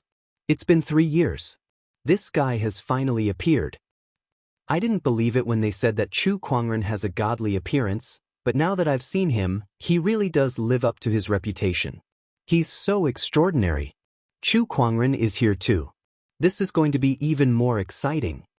Some of the Sky Pride's protectors could not help but shudder when they saw Chu Kuangren. They could vaguely sense a sense of danger. Compared to 3 years ago, he's even more terrifying now. After 3 years of closed-door meditation, how strong is he now? Many of the protectors thought to themselves. Chu Kuangren and Lan Yu arrived in front of the crowd and smiled. Greetings, fellow Taoists. Unlike Lei Mingtian's domineering entrance, Chu Kuangren was extremely polite. Coupled with his already handsome face, many people immediately liked him. Some of the female cultivators were even dazzled by him. They're all Sky Prides, but why is there such a huge gap between them? Look at how polite Brother Chu is. He's not as rude as some people. Yeah, that's rare. Wow, Brother Chu is so handsome, and he looks so gentle too. I love him so much. Greetings, Brother Chu. I've admired you for a long time. Now that I've seen you today, you truly live up to your reputation. Truly admirable. Everyone greeted Chu Kuangren one by one, and they were very friendly towards him. People were afraid of comparisons. Lei Mingtian's entrance was so domineering that many people were dissatisfied with it. On the other hand, Chu Kuangren was like a spring breeze, which naturally made him popular. You're Chu Kuangren? Lei Mingtian frowned as he stared at Chu Kuangren. His voice was laced with a hint of coldness. Chu Kuangren was puzzled. That's me. You were the one who killed the young emperor of the Thunder Falcon tribe. Although that young emperor was nothing special, he was still a rare genius of the Thunder Falcon tribe. I think you'll have to pay for this, Lei Mingtian said in a chilling tone. After he woke up, he had a general understanding of the Thunder Falcon tribe's situation. He had also learned about the things that Chu Kuangren had done. Upon hearing Lei Mingtian's words, Chu Kuangren came to a sudden realization. He then chuckled and said, So, you're from the Thunder Falcon tribe. No wonder there's a foul stench in the air. So it's because of you, a feathered beast. Everyone was stunned when they heard that. No one expected Chu Kuangren to scold Lei Mingtian right off the bat. Not only did he scold him, but he also dragged the entire Thunder Falcon tribe into it. What happened to being a handsome gentleman? Ao Chang, Lin Badian, and the other Sky Prides were not surprised at all. It was obvious that this situation was within their expectations. Gentle? Handsome gentleman? It's all an illusion. When this guy gets cocky, no one can compare to him. Lin Badian snorted. I can't believe that Lei Mingtian dared to provoke this madman. He's going to suffer. Yuan Hong shook his head and sighed. He looked at Lei Mingtian with a hint of pity. They were all Sky Prides who had fought against Chu Kuangren before, so they knew better than anyone how powerful this madman was. It was true that Lei Mingtian was strong, but in their eyes, he was nowhere near Chu Kuangren. They might not even be on the same level. You're courting death. Lei Mingtian's expression darkened. His figure turned into a flash of lightning and appeared in front of Chu Kuangren in the blink of an eye. His speed was so fast that not many people could react in time. All they saw was Lei Mingtian unleashing a punch. His knuckles crackled with the power of lightning as he punched towards Chu Kuangren's chest. That punch pierced through Chu Kuangren's body. Lei Mingtian was delighted. Chu Kuangren is just so. Wait. Before Lei Mingtian could smile, He realized that the Chu Kuangren that he had punched did not feel real at all. All he saw was Chu Kuangren vanishing into thin air. An afterimage. I can't believe his speed is so fast. Lei Mingtian was shocked. He then used his spiritual thought to search for Chu Kuangren, only to find out that he had appeared behind him. Lightning surged around Lei Mingtian's body, and he turned into a ray of lightning again. Your speed is not bad, Chu Kuangren said calmly before he used the phantom light strike technique. The crowd could only see two rays of light colliding in midair. Each time they collided, a terrifying shockwave would erupt. Both of them were too fast. Even the honorables could only see a blurry image. Boom! At that moment, a ray of light was smashed down from midair, and a huge crater was formed on the ground. The surrounding cultivators quickly dodged it. The crowd looked closely and saw that the person lying in the crater was Lei Mingtian. His hair was disheveled, and there was blood at the corner of his mouth. His eyes were bloodshot as he stared at Chu Kuangren, who was in midair. Chu Kuangren, on the other hand, was standing in midair, fiddling with his fingers. A terrifying human mountain Taoist rhyme still lingered on his fingertips. It was obvious that Lei Mingtian was at a disadvantage in the previous battle. What did you say just now? You want me to pay the price? I'm curious, who gave you the courage to say that? Chu Kuangren put down his hand and looked down at Lei Mingtian, who was lying in the dust. The crowd noticed that there was a sword hanging on his waist. It was an incomparably white and gorgeous long sword. They all knew that Chu Kuangren was an expert in swordsmanship, and the descendant self-sword in his hand was a peerless divine sword that was fused with a sword soul. However, Chu Kuangren had already suppressed Lei Mingtian without even drawing his sword. If he were to draw his sword, how strong would his combat strength be? Chu Kuangren. Lei Mingtian gritted his teeth, and the lightning energy that flashed on his body became more violent and intense. It was as if his entire body was wrapped in a huge ball of lightning. Boom! A terrifying lightning-based Taoist rhyme instantly erupted, turning into a thick lightning pillar that was blasted out with mysterious runes circulating within it. Child's play. Chu Kuangren lifted his hand and slammed it down. The terrifying human mountain strength suddenly erupted, shattering the lightning pillar. Then he pressed down with his palm again, and an incredibly majestic earth chi erupted, condensing into an ancient godly mountain that fell towards Lei Mingtian.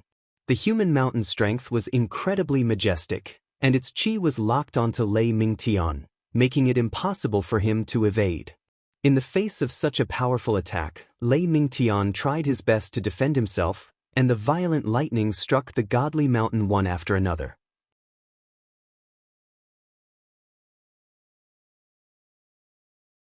Chapter 149. As the power of the human mountain gradually dissipated, Lei Mingtian was lying on the ground with his bones broken and blood flowing non-stop. He had been severely injured in just one move. He wanted Chu Kuangren to pay the price, but he did not expect to be beaten half to death in just a few moves. Lei Mingtian's protector's expression changed drastically. He quickly appeared and guarded Lei Mingtian while staring at Chu Kuangren warily. At the same time, he was extremely shocked. He had guessed that Chu Kuangren was strong, but he did not expect him to be this strong. Chu Kuangren had severely injured Lei Mingtian in just a few moves, and he did not even use his strongest sword Dao technique. It was too terrifying. Even some of the older honorables might not have such combat strength. The other cultivators were also shocked, especially the Sky Pride's protectors. Although they were happy to see Lei Mingtian in such a miserable state, they were more afraid of Chu Kuangren's current strength. How were their Sky Prides supposed to fight against such an existence? How could they possibly win against him? At that moment, the clouds in the distance rumbled, and a little Taoist boy in a Taoist robe with his hair tied into a bun slowly walked towards them. This Taoist boy did not seem to have a high cultivation level as he was only in the paradise realm. However, his body was glowing, and he was wearing all sorts of treasures.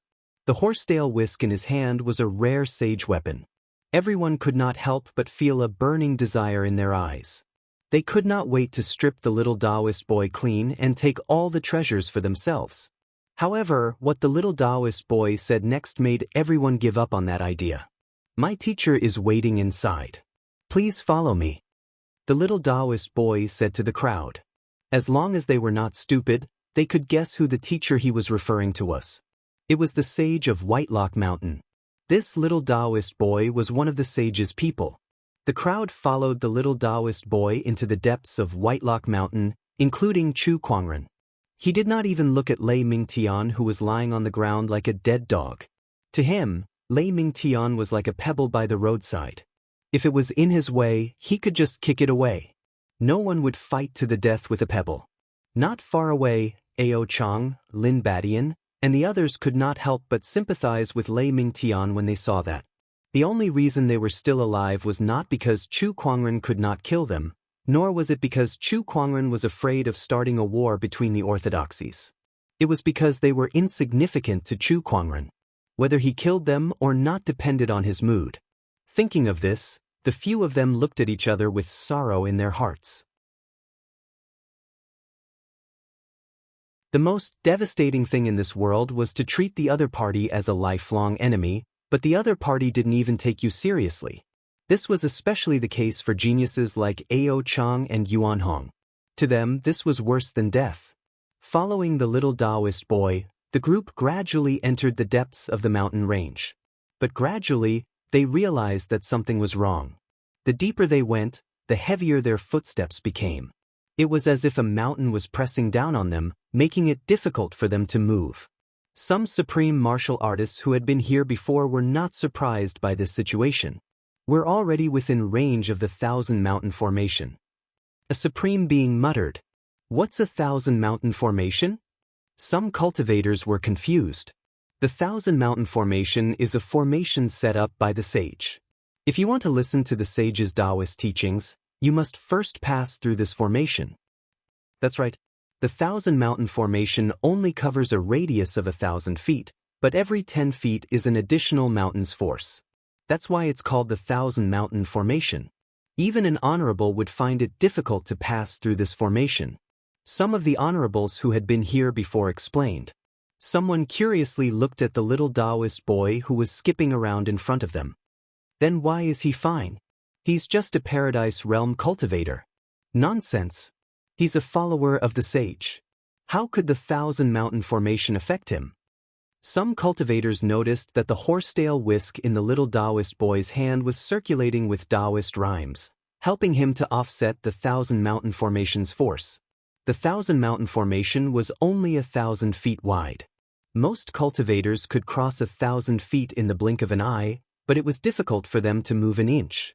Some of the weaker cultivators were immediately pressed to the ground the moment they stepped into the Thousand Mountain Formation. They could not even move a finger. Those who could walk were mostly cultivators above the Paradise Realm.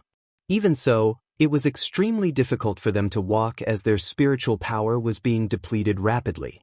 The most infuriating thing was the little Taoist boy who was leading the way. Not only was he not affected by the Thousand Mountain Formation at all, he was even playing along the way. He was either chasing butterflies or squatting down to look at bugs and flowers. An hour passed, but they had only walked 2,000 feet. One had to know that every second they spent in the formation was an additional portion of spiritual power. Little Taoist boy, can you walk faster? One of the cultivators could not help but ask. The little Taoist boy replied without turning his head, "What's the hurry? The path ahead is even more difficult. If you can't take it anymore, then don't continue." The Thousand Mountain Formation added an additional mountain with every 10 feet. They were not even halfway through. If they could not take it anymore, it would be even more difficult later on. Everyone felt helpless when they heard that. That was true, but if they continued to deplete their spiritual power like that, it would be even more impossible for them to continue on. "Hey, it's a phoenix-tailed butterfly." Just then, the little Taoist boy exclaimed when he saw a golden butterfly. He immediately ran up to it to catch it, but the butterfly flapped its wings and flew away. The little Taoist boy did not give in and immediately chased after it. The phoenix-tailed butterfly danced in the air before it finally stopped on a slender, fair finger. The little Taoist boy looked over and was shocked to see that Chu Kuangren had let the phoenix-tailed butterfly land on his finger without doing anything. Chu Kuangren smiled and handed the butterfly to the little Taoist boy. However, the little Taoist boy did not take it and only stared at him blankly. "Little brother, the butterfly is going to fly away if you don't take it," Chu Kuangren said. The little Taoist boy then reacted and put his palms together to hold the butterfly in his palms. After taking a closer look at it, he released it. He then looked at Chu Kuangren and said, "Big brother, you're so handsome. Even my master and the others aren't as handsome as you. Little brother, we can't let the sage wait for too long. Can we walk faster?" Chu Kuangren smiled. "All right then. Big brother, the road ahead is going to be tough. If you can't walk anymore, just hold my hand. With the horsetail whisk from my master, this formation won't work on you anymore," the little Taoist boy said proudly.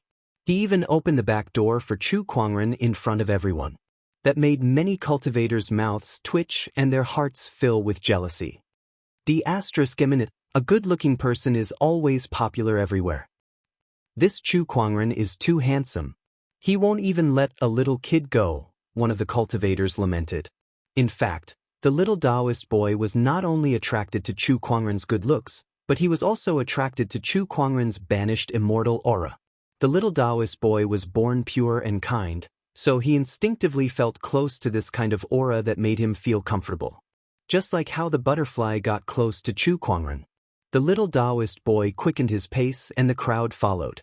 Soon, they had walked through half of the Thousand Mountain Formation. However, the further they walked, the stronger the formation's energy became. More and more people could not take it anymore. In the end, there were less than 5,000 people who could walk through the Thousand Mountain Formation and reach the sage's palace.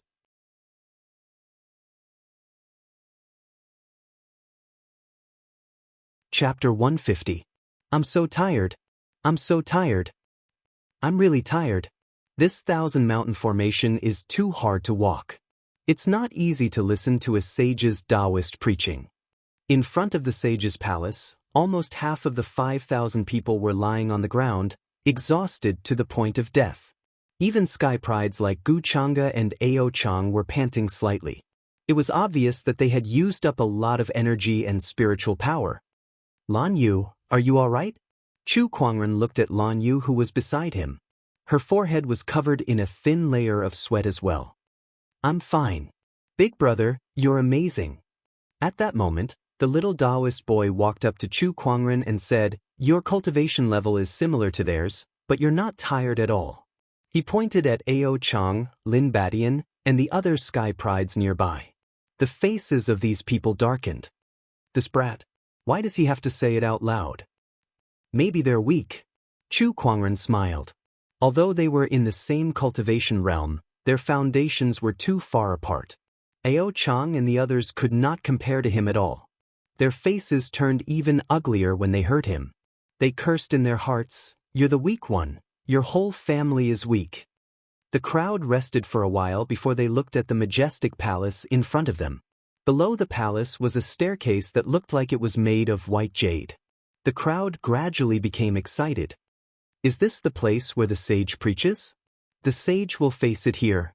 Let's hurry up and get a good spot." "That's right. Let's go."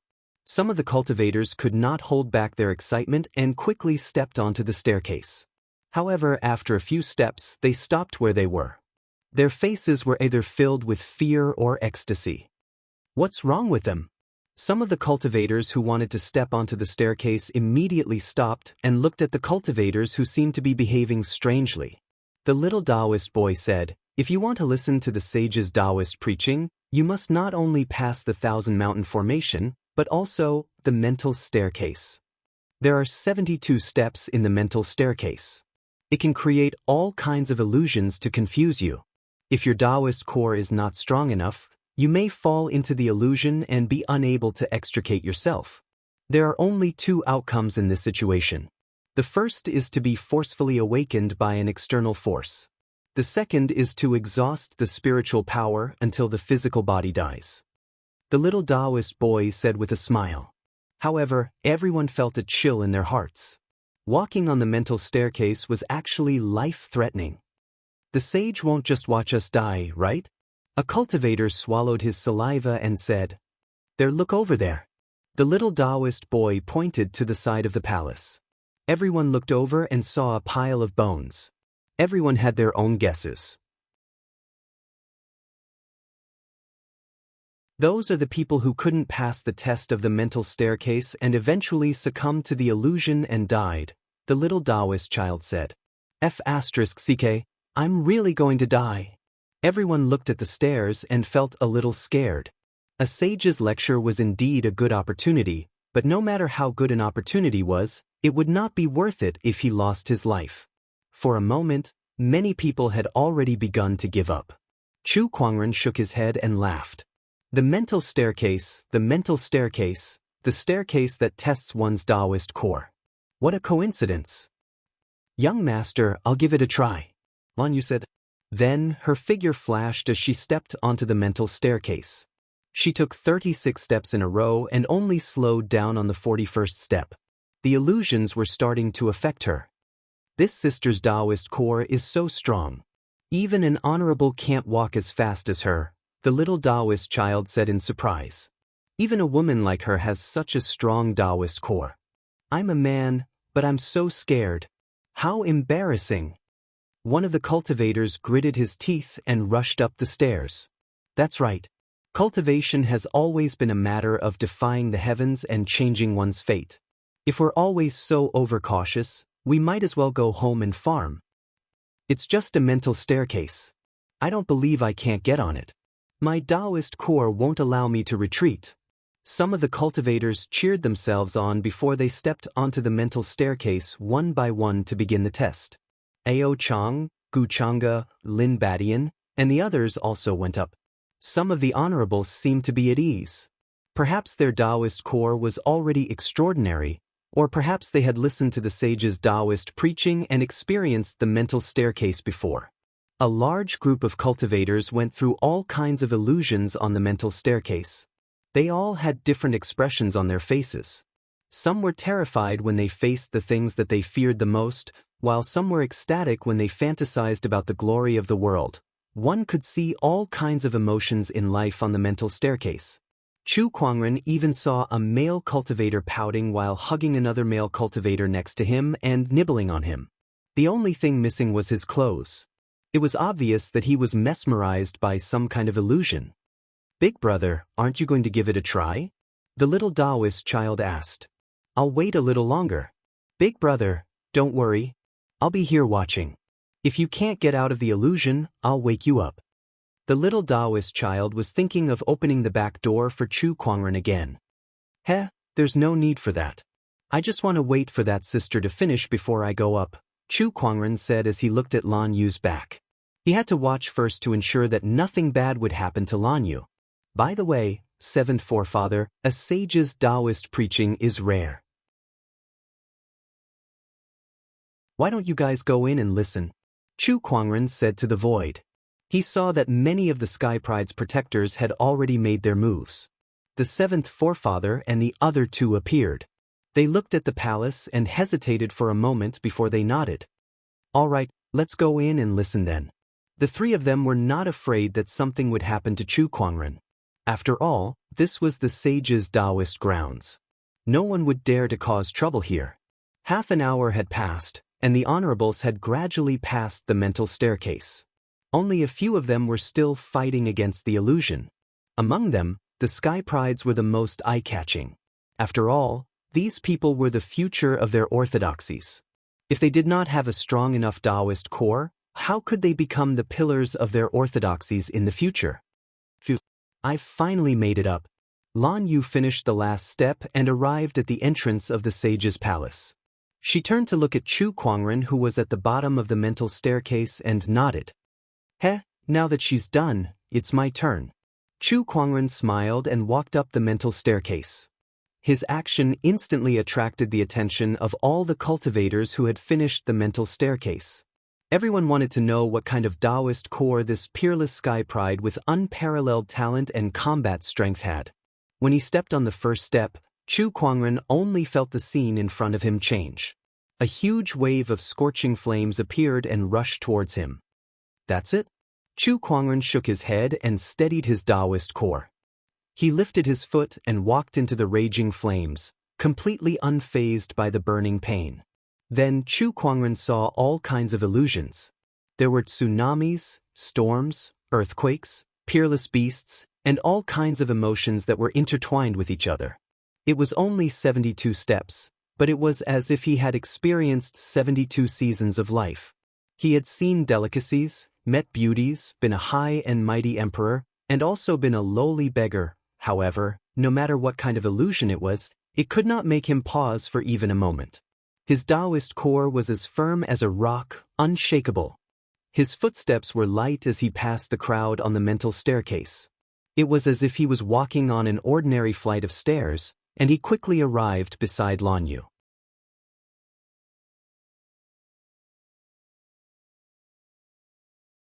Chapter 151. How can he walk so fast? The mental staircase doesn't seem to affect him at all. What the hell is going on? In front of the sage's palace, everyone was dumbfounded. The scene of Chu Kuangren passing the mental staircase so quickly shocked them. One must know that among all the people present, even the fastest supreme martial artist had spent almost an hour to pass through. However, Chu Kuangren took one step at a time without stopping at all. It only took him 20 to 30 breaths to complete the staircase as if it was an ordinary staircase. It was as if there was no such thing as an illusion. At that moment, all the cultivators who had passed through the mental staircase looked at Chu Kuangren in fear. There was even a hint of fear in their eyes. Was he still human with a Taoist core like that? After all, a Taoist core was linked to a person's experience, will, and emotions. The illusions of the mental staircase were also based on these. However, the way Chu Kuangren passed it without stopping made everyone wonder if this guy had no emotions at all. Was he still human? Could he be a rock? Buzz buzz buzz. At that moment, the mental staircase suddenly shook violently, and cracks began to appear. In the blink of an eye, the white jade-like mental staircase was filled with cracks and began to fall apart. The power of the illusions also began to dissipate, and the cultivators who were originally immersed in the illusions were awakened. They looked around blankly at first, but when they noticed the mental staircase's transformation, they immediately rushed up. Not long after, the beautiful mental staircase turned into rubble. F***ck, what happened to the mental staircase? Why did it just crumble like that? What kind of shoddy construction is this? It can't be. The little Taoist child at the bottom of the mental staircase was also shocked. In a flash, he arrived at the palace gate and looked at Chu Kuangren strangely. Big brother, how did you do it? How did I do what? Chu Kuangren was confused, but he had a vague guess in his heart. The other cultivators also guessed something. An honorable asked the little Taoist child, "Little brother, are you saying that the collapse of the mental staircase is related to Brother Chu?"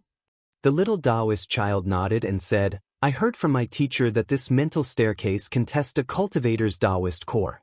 However, if it encounters an indestructible Taoist core, it will be affected and even collapse." Hearing this, everyone sucked in a cold breath. What did that mean? Did that mean that Chu Kuangren's Taoist core was so strong that it could destroy the mental staircase on its own? Is there an example of such a thing? A supreme martial artist asked. The little Tao child shook his head. No, but teacher said that only the Tao heart of the ancient emperors would be able to do such a thing. Only the ancient emperors could do that. These words were like a muffled thunder exploding in everyone's ears. Holy shit! Chu Kuangren's Taoist core was comparable to the emperors of old. What kind of freak was this? It can't be, it can't be, it can't be. How could such a thing be discovered? I think the mental staircase is malfunctioning. Yes, I think so too. The mental staircase has existed for so many years and has tested countless people's Tao hearts. It's normal for it to malfunction after being in disrepair for so long. That makes sense. Some of the cultivators started talking at the same time. Their words gained the approval of many others and everyone gradually accepted them, standing shoulder to shoulder with the ancient emperors. They dared not imagine such a thing and were unwilling to believe it either. Chu Kuangren was already too insane, but to say that he could stand shoulder to shoulder with the ancient emperors was just too terrifying. Is it really in disrepair for so long?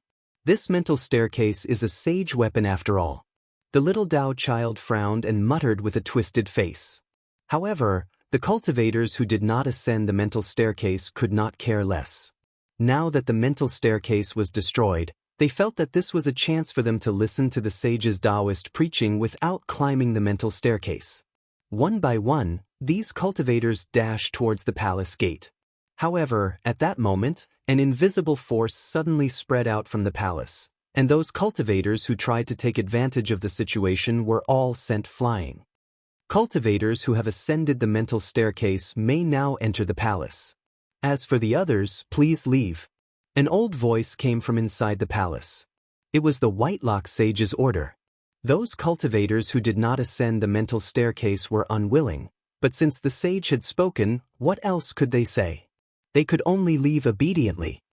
They don't have the guts to ascend the mental staircase, yet they tried to take advantage of the situation. Do these people deserve to listen to the sage's Taoist preaching? An honorable snorted. Then the crowd entered the palace. The interior of the palace was very spacious. Inside, there was an old man dressed in white robes sitting on a cattail hassock. The old man's hair, beard, and even his eyebrows were white. Even though he was just sitting there, he gave off an ethereal and untouchable vibe. Chu Kuangren activated his Eye of Revelation and obtained some information. Whitelock Sage, Early Sage Manifestation Realm, cultivates the meritorious physique. Early Sage Manifestation Realm. Meritorious physique?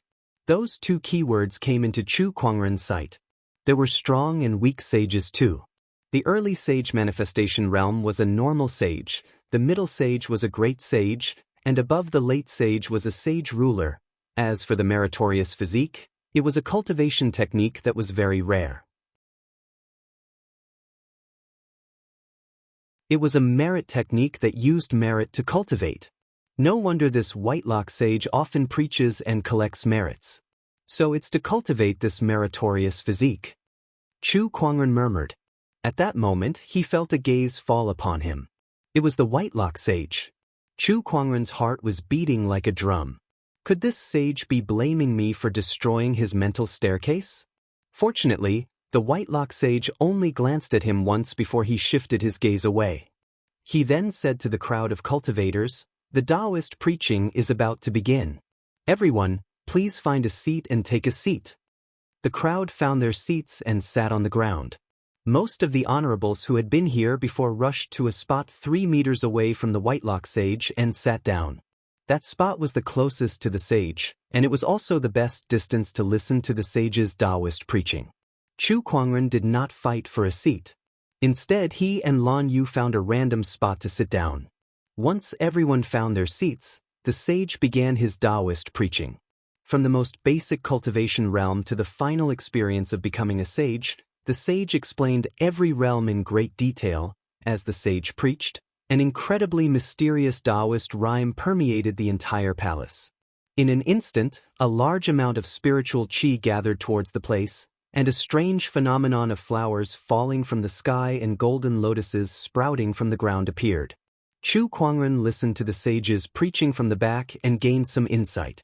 As expected of a sage, his Taoist techniques and cultivation level are indeed profound. He looked at the others and realized that everyone was immersed in the sage's Taoist preaching. Each and every one of them had an infatuated look on their faces, including the honorables and even supreme honorables like the seventh forefather. Chu Kuangren could not help but be speechless. Isn't this a little too much? Although the sage's Taoist preaching had inspired him, he was not as engrossed as the others. Moreover, the more he listened, the less inspiration Whitelock sage gave him. In the end, he did not feel anything at all. Could it be that he was so stupid that he could not understand what the sage was saying? What a joke! If he was stupid, then there would be no geniuses in this world.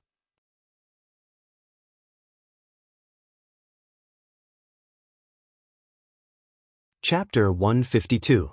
Chu Kuangren's mastery of Tao techniques was too high.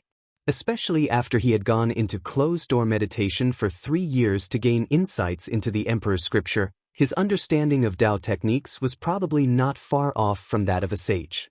Chu Kuangren suddenly had an idea when he realized that. What would happen if he were to mentally spar with a sage now? He had thought of mentally sparring with a sage a long time ago. However, he never had the chance to do so. Now, the chance was right in front of him. Let's wait a little longer. Chu Kuangren took a deep breath and suppressed the impulse in his heart. It was not that he was afraid, but the sage was giving a Taoist lecture now. It would be rude to suddenly spar with him. At that thought, Chu Kuangren hugged the descendant self-sword in his arms. He no longer listened to the sage's Taoist lecture and instead focused on understanding the mysteries of the sword soul. To him, that was more useful than listening to the sage's Taoist lecture. Time passed, and 3 days passed in the blink of an eye. The sage's Taoist lecture had also ended. Everyone gradually recovered from the sage's Taoist lecture and looked like they had benefited a lot from it. Even the honorables benefited. "Thank you, sage." One of the honorable supremes stood up and bowed. "Thank you, sage." The others also stood up and bowed, expressing their gratitude. The Whitelock Saint smiled faintly. After this lecture, he had gained some merit. Although it was not very useful to the merit-treasured body, it was still meat no matter how small a mosquito was. That's the end of today's lecture. If you have any questions, feel free to ask, the Whitelock Sage said. The cultivators' eyes lit up. They quickly took the opportunity to voice out their doubts and were all answered by the sage. "Sage, this is the era of great battles. In your opinion, who has the highest chance of becoming an emperor?" Ao Chang suddenly asked. That question piqued the interest of many people. However, the Whitelock Sage did not answer directly. Instead, he said, "This is a heavenly mystery that only we can fathom. How long do you think it'll take for another emperor to appear?" This time, it was Yuan Hong who asked. This era of great battles is an unprecedented change. The great Tao has manifested, but to become an emperor, one has to train hard. It might take 100 years or even 1,000 years, the Whitelock Sage said with a frown. Even he had not advanced to martial emperor. Who knew how long it would take for someone to do so? "Sage, I heard that the mental staircase in front of your palace can test a cultivator's Taoist core. Now that the mental staircase has collapsed, do you think Chu Kuangren's Taoist core is comparable to the emperors of old?" Wu Chunzi glanced at Chu Kuangren and asked. The corners of the Whitelock Sage's mouth twitched imperceptibly. He was aware that the mental staircase had been destroyed. He could not fathom Chu Kuangren's Taoist core either. He dared not determine if Chu Kuangren's Taoist core was comparable to the emperors of old. After all, this matter was too unbelievable. However, if he said that he didn't know, wouldn't he be embarrassing himself as a saint? Why do these little guys keep asking me things I don't know? The Whitelock Sage suddenly thought of something. With a deep gaze, he pretended to be mysterious and said, "I can't say.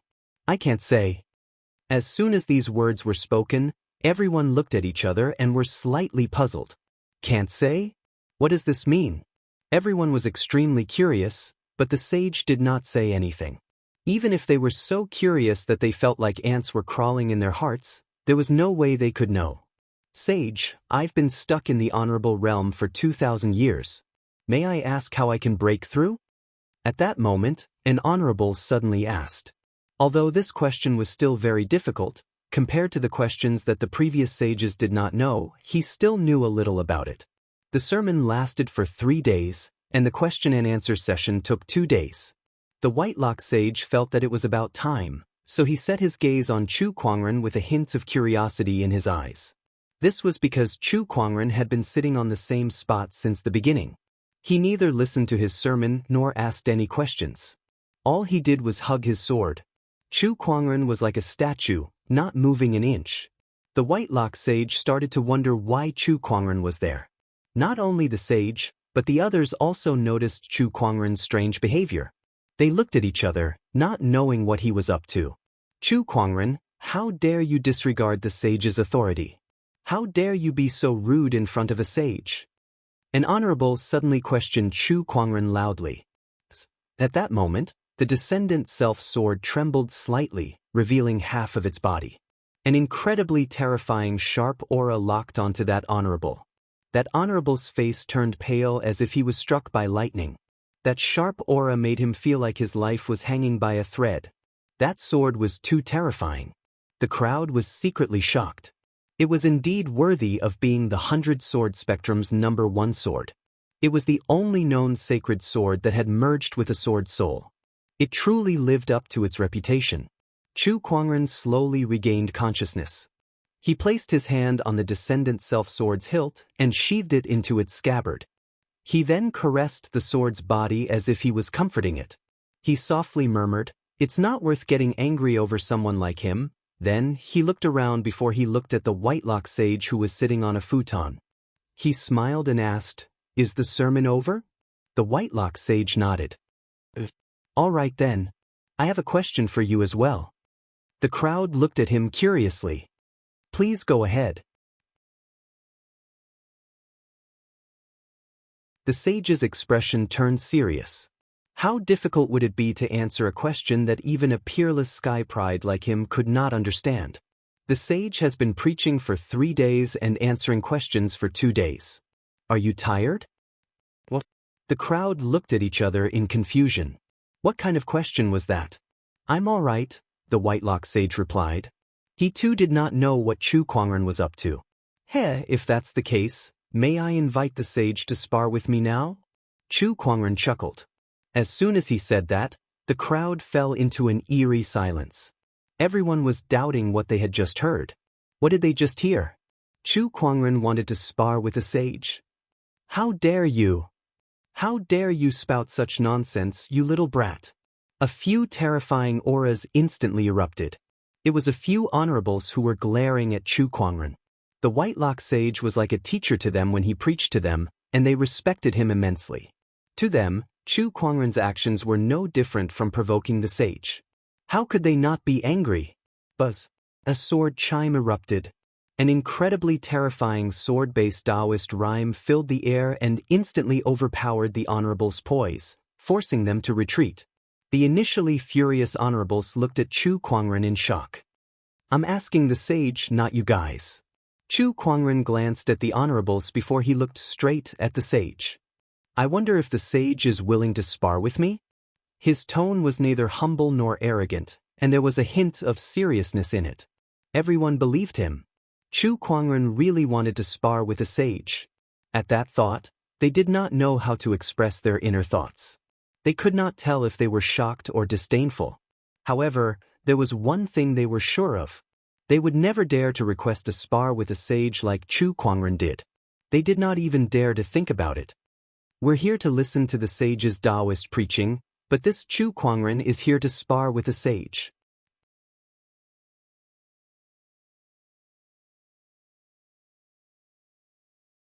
Chapter 153. Inside the sage's palace, Chu Kuangren uttered something shocking. He was here to mentally spar with a sage. A hint of surprise appeared in Whitelock sage's eyes when he heard Chu Kuangren's request. He then pondered for a while. "Young man, are you sure you want to do this? My Dao techniques have reached a bottleneck, so I hope to mentally spar with a sage to seek a breakthrough. I hope you can fulfill my request," Chu Kuangren said. "If that's the case, sure." Whitelock sage nodded and agreed to Chu Kuangren's request. Chu Kuangren smiled and walked past the crowd to the sage. He then sat on the ground with the descendant self-sword in his arms. Everyone stared at the two without blinking. A battle monarch was going to mentally spar with a sage. To them, the scene before them was simply too unbelievable. No one wanted to miss out on such an event. "Young man, your body is surrounded by merit energy. How rare." Whitelock sage glanced at Chu Kuangren and smiled. It's nothing compared to a sage's Taoist preaching and blessing the world." Chu Kuangren knew that he had merit energy.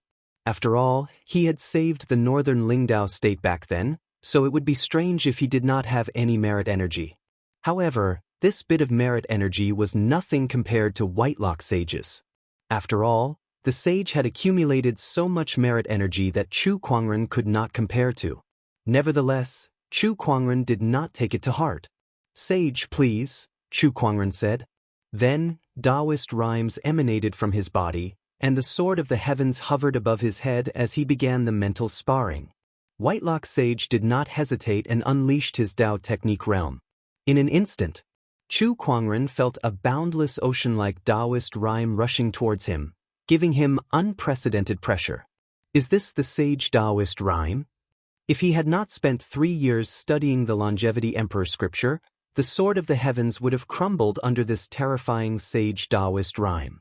Young man, your Tao technique realm is truly amazing.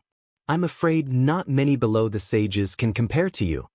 Whitelock Sage could not help but exclaim when he saw that Chu Kuangren had withstood his Taoist rhyme. The others heard the sage's words too, and they were speechless. No wonder Chu Kuangren wanted to mentally spar with the sage. It turned out that his Tao technique realm had already reached such a level. Ao Chang, Yuan Hong, and the others exchanged glances with each other. A strong sense of defeat rose in their hearts. They were all sky prides and young emperors, but Chu Kuangren had long surpassed them. "Sage, please take this." At that moment, Chu Kuangren suddenly shouted. The sword of the heavens trembled and a sword ray shot out.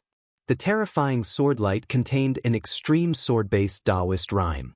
Even the Whitelock Saint's gaze turned grave when he saw it. "Good sword Tao!" White-browed exclaimed in admiration. With a thought, an indomitable giant phantom appeared behind him and attacked the sword light. 2 Taoist rhymes intertwined and clashed in the air. Brilliant light circulated, dazzling all the cultivators present. Such a Taoist rhyme was too mystical. "Little friend, take a move from me too." Taoist rhymes circulated around the Whitelock Sage as the giant shadow pointed a finger at Chu Kuangren. Majestic Taoist rhymes gushed forth like a tsunami. Even an honorable Supreme's Tao technique would be instantly defeated by that finger. Chu Kuangren moved his mind, and white lotuses suddenly appeared in the air, disintegrating the Taoist rhyme layer by layer. Sage ruler technique, white lotus light of purification.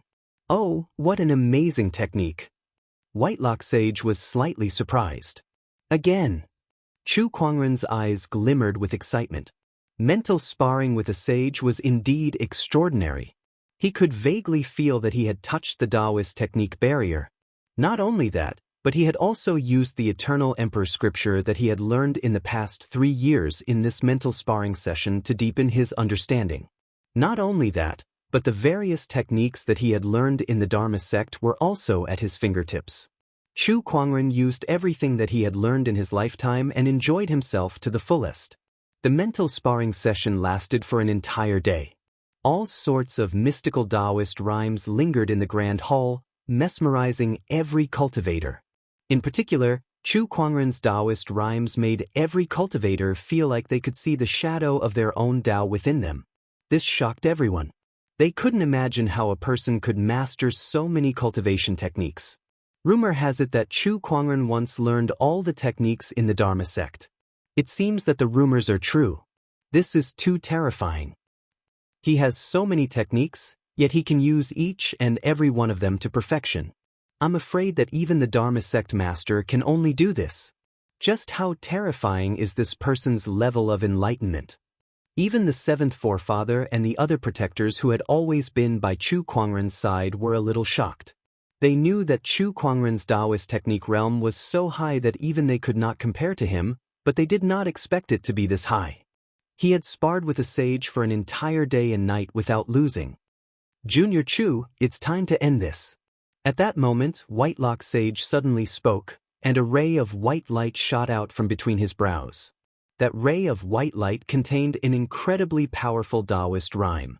The sage's Taoist rhyme was vividly displayed within it. In an instant, the white light broke through the white lotus light of purification and hit the sword of the heavens above Chu Kuangren's head. The sword of the heavens Taoist rhyme was damaged, and cracks began to appear on it.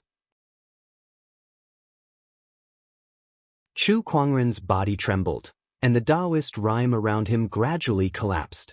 Just a little bit more. The descendant self-sword in Chu Kuangren's arms trembled, and a powerful surge of sword-based Taoist rhyme erupted once again and was injected into the sword of the heavens.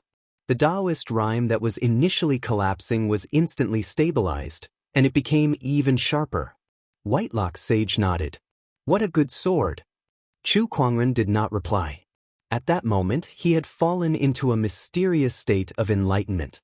The various Taoist techniques that he had learned in this life, as well as the knowledge that he had gained from 3 years of studying the Emperor's scripture, were all playing out in his mind. There were too many. He knew too many things. Chu Kuangren summarized these techniques one by one, then he integrated all of them into the heaven-slaying sword-drawing technique. He had learned so many techniques for this one sword technique. The crowd watched as the white lotuses around Chu Kuangren dissipated, leaving behind the sword of the heavens above his head that was radiating an endless radiance. An incredibly terrifying surge of sword-based Taoist rhyme rose rapidly. At that moment, even Whitelock Sage could feel his heart palpitate. This Taoist rhyme. What's going on? At that moment, the sword of the heavens' radiance turned into a beam of light that shot into the sky. As if the Taoist Tao had sensed it, various transformations appeared above the palace. Flowers fell from the sky, golden lotuses sprouted from the ground, and Taoist rhymes echoed. The Taoist rhyme from the transformations gradually spread and covered a radius of 10,000 kilometers. The entire Azure Dragon domain, no, the entire firmament star, seemed to have sensed it as they all looked towards the direction of Whitelock Mountain with bewildered expressions. This Taoist rhyme, what's going on? Is this a sage's Taoist rhyme? But that can't be right. A sage's Taoist rhyme doesn't have this kind of terrifying fluctuation. What's going on? Whitelock Mountain? Is it Whitelock Sage's doing? All the strong cultivators were shocked. Even the sages hiding behind the scenes were alarmed. One by one, they released their spiritual thoughts towards the direction of Whitelock Mountain to investigate.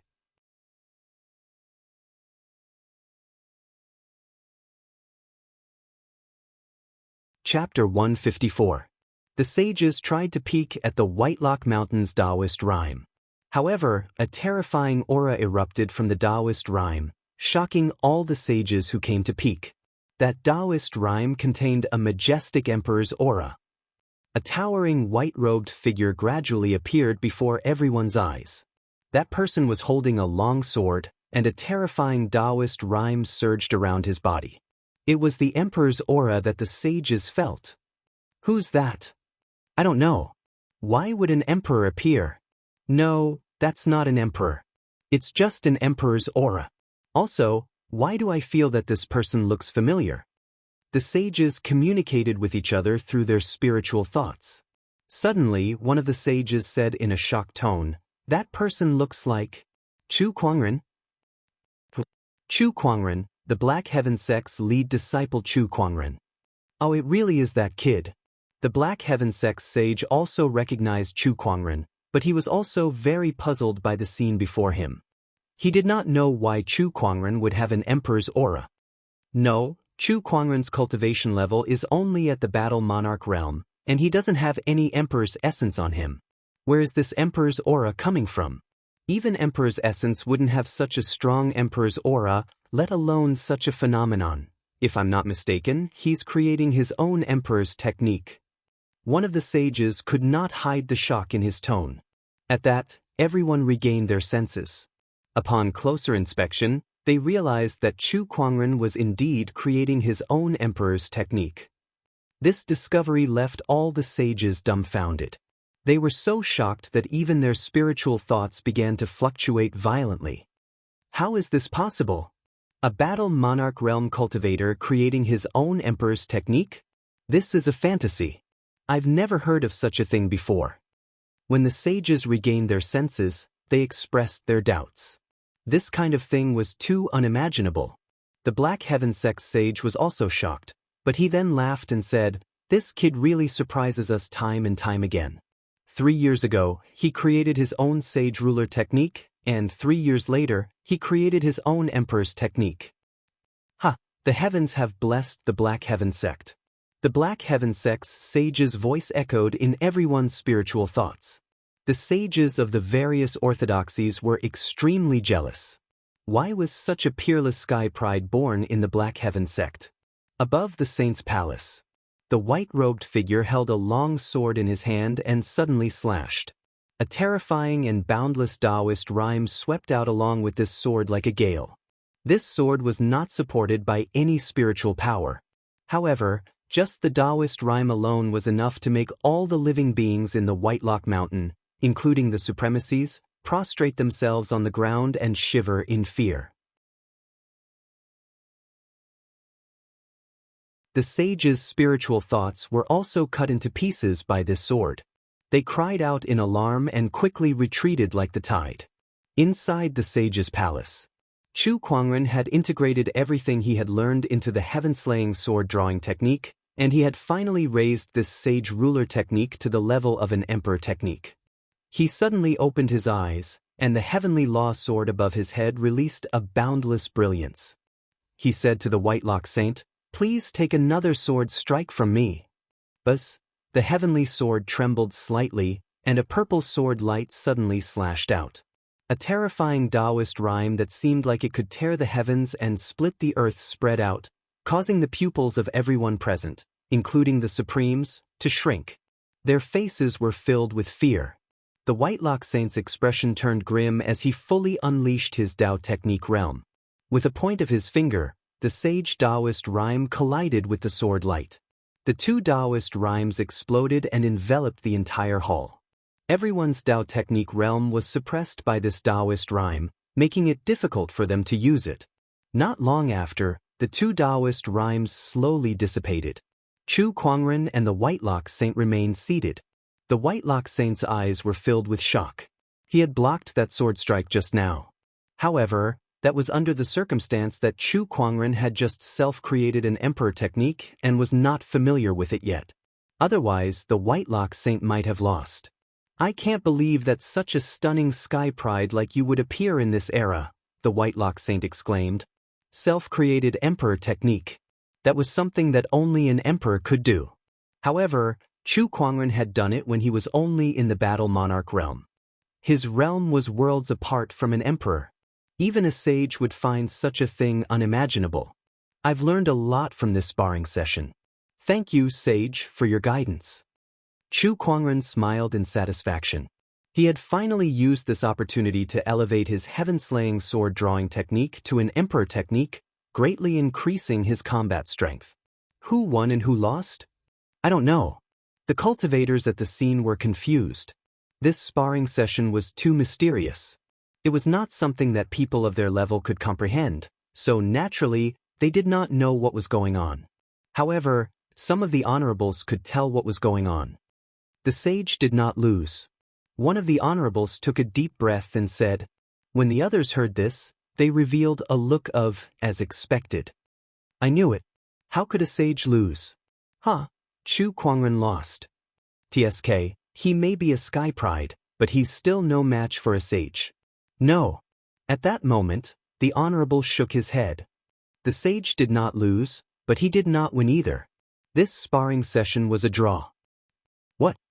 The crowd was dumbfounded. This Chu Kuangren's Tao technique level is comparable to a sage's.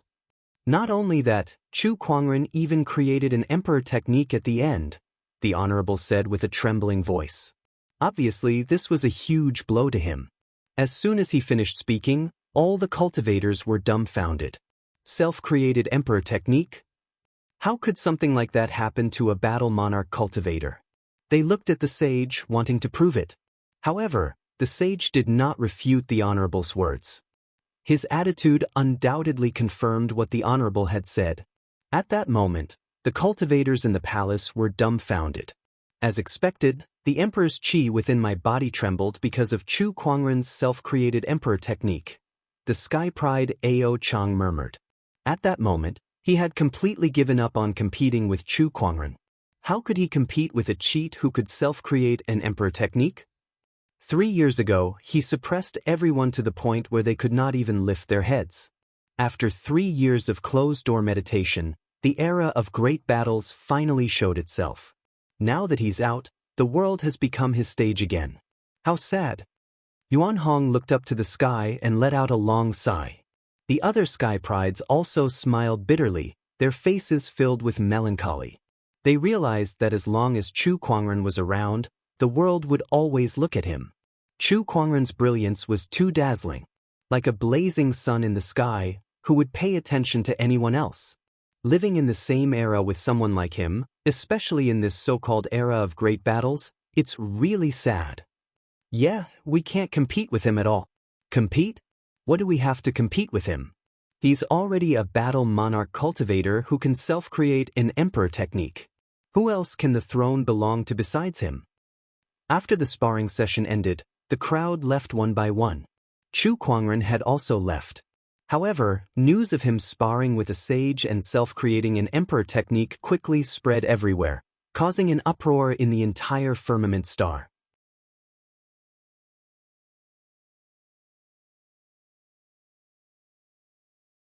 Chapter 155. The news of Chu Kuangren sparring with a sage and creating his own emperor technique spread far and wide. In an instant, the entire firmament star was in an uproar. He was in the limelight, overshadowing all the other prodigies.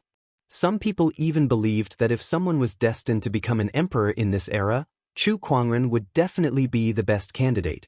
After all, a self-created emperor technique was too shocking. Besides emperors, very few people could do that. As a battle monarch, Chu Kuangren had achieved what only an emperor could do. To the crowd, it was almost certain that he would become an emperor in the future. Amidst the vast sea of clouds, Chu Kuangren sat on the ferry boat. Congratulations, host. You have obtained a bottle of Heaven Spirit Marrow, a gold-grade item. Chu Kuangren had just finished his lucky draw. The prize was Heaven Spirit Marrow, which had helped him a lot in the past. It had even helped him form his 3 supreme foundations. But it was useless now. He threw it into his universe ring and let the divine phoenix egg absorb it. Buzz buzz. At this moment, the communication compass in his yin and yang ring suddenly vibrated. Chu Kuangren took it out and saw that Honorable Xian Qi had sent him a message. Kuangren, quickly make a trip to the Barren Feather Dao province. As it turned out, there was a dynasty in the Barren Feather Dao state called China. China was a supreme orthodoxy. At the same time, it was also an affiliated force of the Black Heaven sect. Every year, they would offer tributes to the Black Heaven sect. However, recently, China had discovered traces of demonic cultivators, and there were even supremacies among them. As a precaution, China reported the matter to the Black Heaven sect and requested for reinforcements. Honorable Xian Qi, on the other hand, handed this matter over to Chu Kuangren. After all, he had killed 100,000 demonic cultivators back then, which was still a deterrent to the demonic cultivators. It's the demonic cultivators causing trouble again. I'm so bored these days. Chu Kuangren shook his head before he turned around and headed towards the Qian nation. Since he had nothing better to do anyway, he might as well find something to do. In the capital city of China, when Chu Kuangren arrived at the Qian nation, he strolled around the streets. However, his appearance was so outstanding that he attracted the attention of many passers-by. That young master is so handsome. Such celestial beauty is rarely seen in the world. The passers-by around them were discussing spiritedly. There were even some coachmen who were too engrossed in the scene and accidentally crashed into someone. A handsome face is a source of calamity. Chu Kuangren touched his face and lamented. After all, few cultivators could resist his charm, let alone these ordinary mortals. He saw a vendor selling masks on the street, so he walked up and picked one up. Finally, he chose a white fox mask and put it on. He smiled at Lan Yu and asked, "Does it look good?" Lan Yu nodded. "Lan Yu, do you want to choose one as well?" "All right." Lan Yu nodded and picked up a mask. It was a ferocious-looking wolf mask. After the two of them bought the masks, they wore them on the streets. Although it was still quite eye-catching, it was not as exaggerated as before. Chu Kuangren planned to go straight to the palace to meet the king of Qian Nation. Hence, he brought Lan Yu along and headed towards the palace gate. However, the two of them were stopped by the palace guards. The royal palace is an important place, no trespassing. The royal guard stared at the masked man warily. After years of guarding the palace, he had developed an intuition that allowed him to judge who was the most dangerous. This intuition had helped him many times, and now his intuition was warning him like crazy, causing him to be on high alert. These two people were extremely dangerous. "Take off your masks," the royal guard shouted. Chu Kuangren slowly took off his mask, revealing a perfect face. He smiled and said, "I am Chu Kuangren, here to visit the king." At first, the crowd was stunned by Chu Kuangren's appearance, but when they heard the name Chu Kuangren, their pupils shrank and their faces were filled with shock. If one were to ask who was the most famous person in Firmament Star, it would undoubtedly be Chu Kuangren. These royal guards guarded the palace all day, so they had seen a lot of people coming and going. Naturally, they had heard a lot. Chu Kuangren was one of the most popular names in recent times, so it was impossible for them not to know him.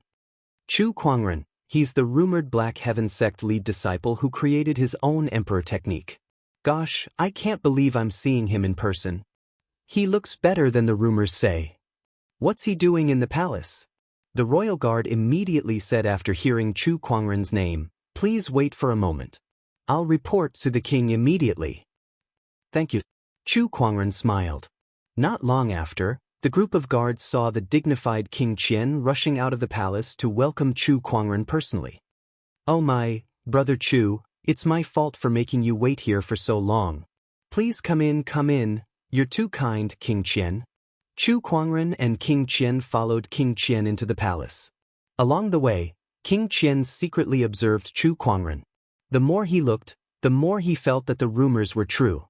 The Black Heaven sect lead disciple was indeed a celestial being. Meanwhile, Chu Kuangren was also observing King Qian. He looked to be in his 50s, had a dignified appearance, and had an honorable cultivation base. When Chu Kuangren and King Qian arrived, King Qian arranged for a banquet that night. The Qian nation's royal family and Tier 1 officials all attended.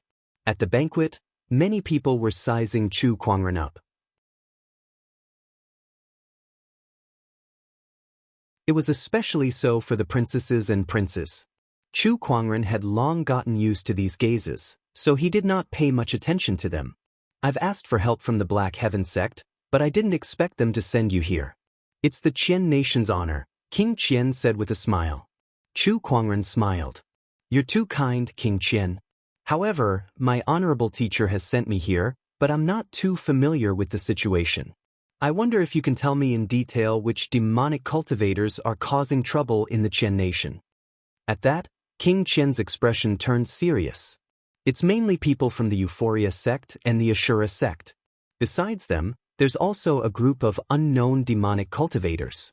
These people have caused a lot of damage in the Qian nation, and there are even honorable realm demonic cultivators among them. Do you know what they're after?" "I'm not sure, but they seem to be looking for something." "Looking for something? Is it going to be like what happened in northern Lingdao?" Chu Kuangren frowned. The demonic onslaught in northern Lingdao last time was caused by the demonic spear of apocalypse. Was it because of something else this time as well? However, compared to northern Lingdao, the Qian nation was an honorable orthodoxy. With King Qian around, they could suppress the demonic cultivators for a while. It would not be like the last time where the entire state was turned into an Ashura hell. "I heard that Brother Chu had killed 100,000 demonic cultivators in northern Lingdao 3 years ago. I'm relieved that Brother Chu is here. Come, Brother Chu, let me propose a toast to you." King Qian raised his cup. "I'll do my best," Chu Kuangren said. The next day, the second prince of the Qian nation came to look for Chu Kuangren. He said that he wanted to bring him around the capital city since he was a newcomer. "Brother Chu, the demonic cultivators can't be rushed. My father has already sent someone to investigate, and he'll inform you when there's a result. For now, let me bring you around so that I can be a good host." The second prince said, "You're tuning in to the Passion Pages YouTube channel. We're so grateful for your support, and don't forget to subscribe to join us on this incredible journey through captivating stories. Your generosity through donations truly makes a world of difference, as it's the primary source of revenue that allows me to expand and enhance this channel for you. Thank you from the bottom of my heart for being a part of this adventure.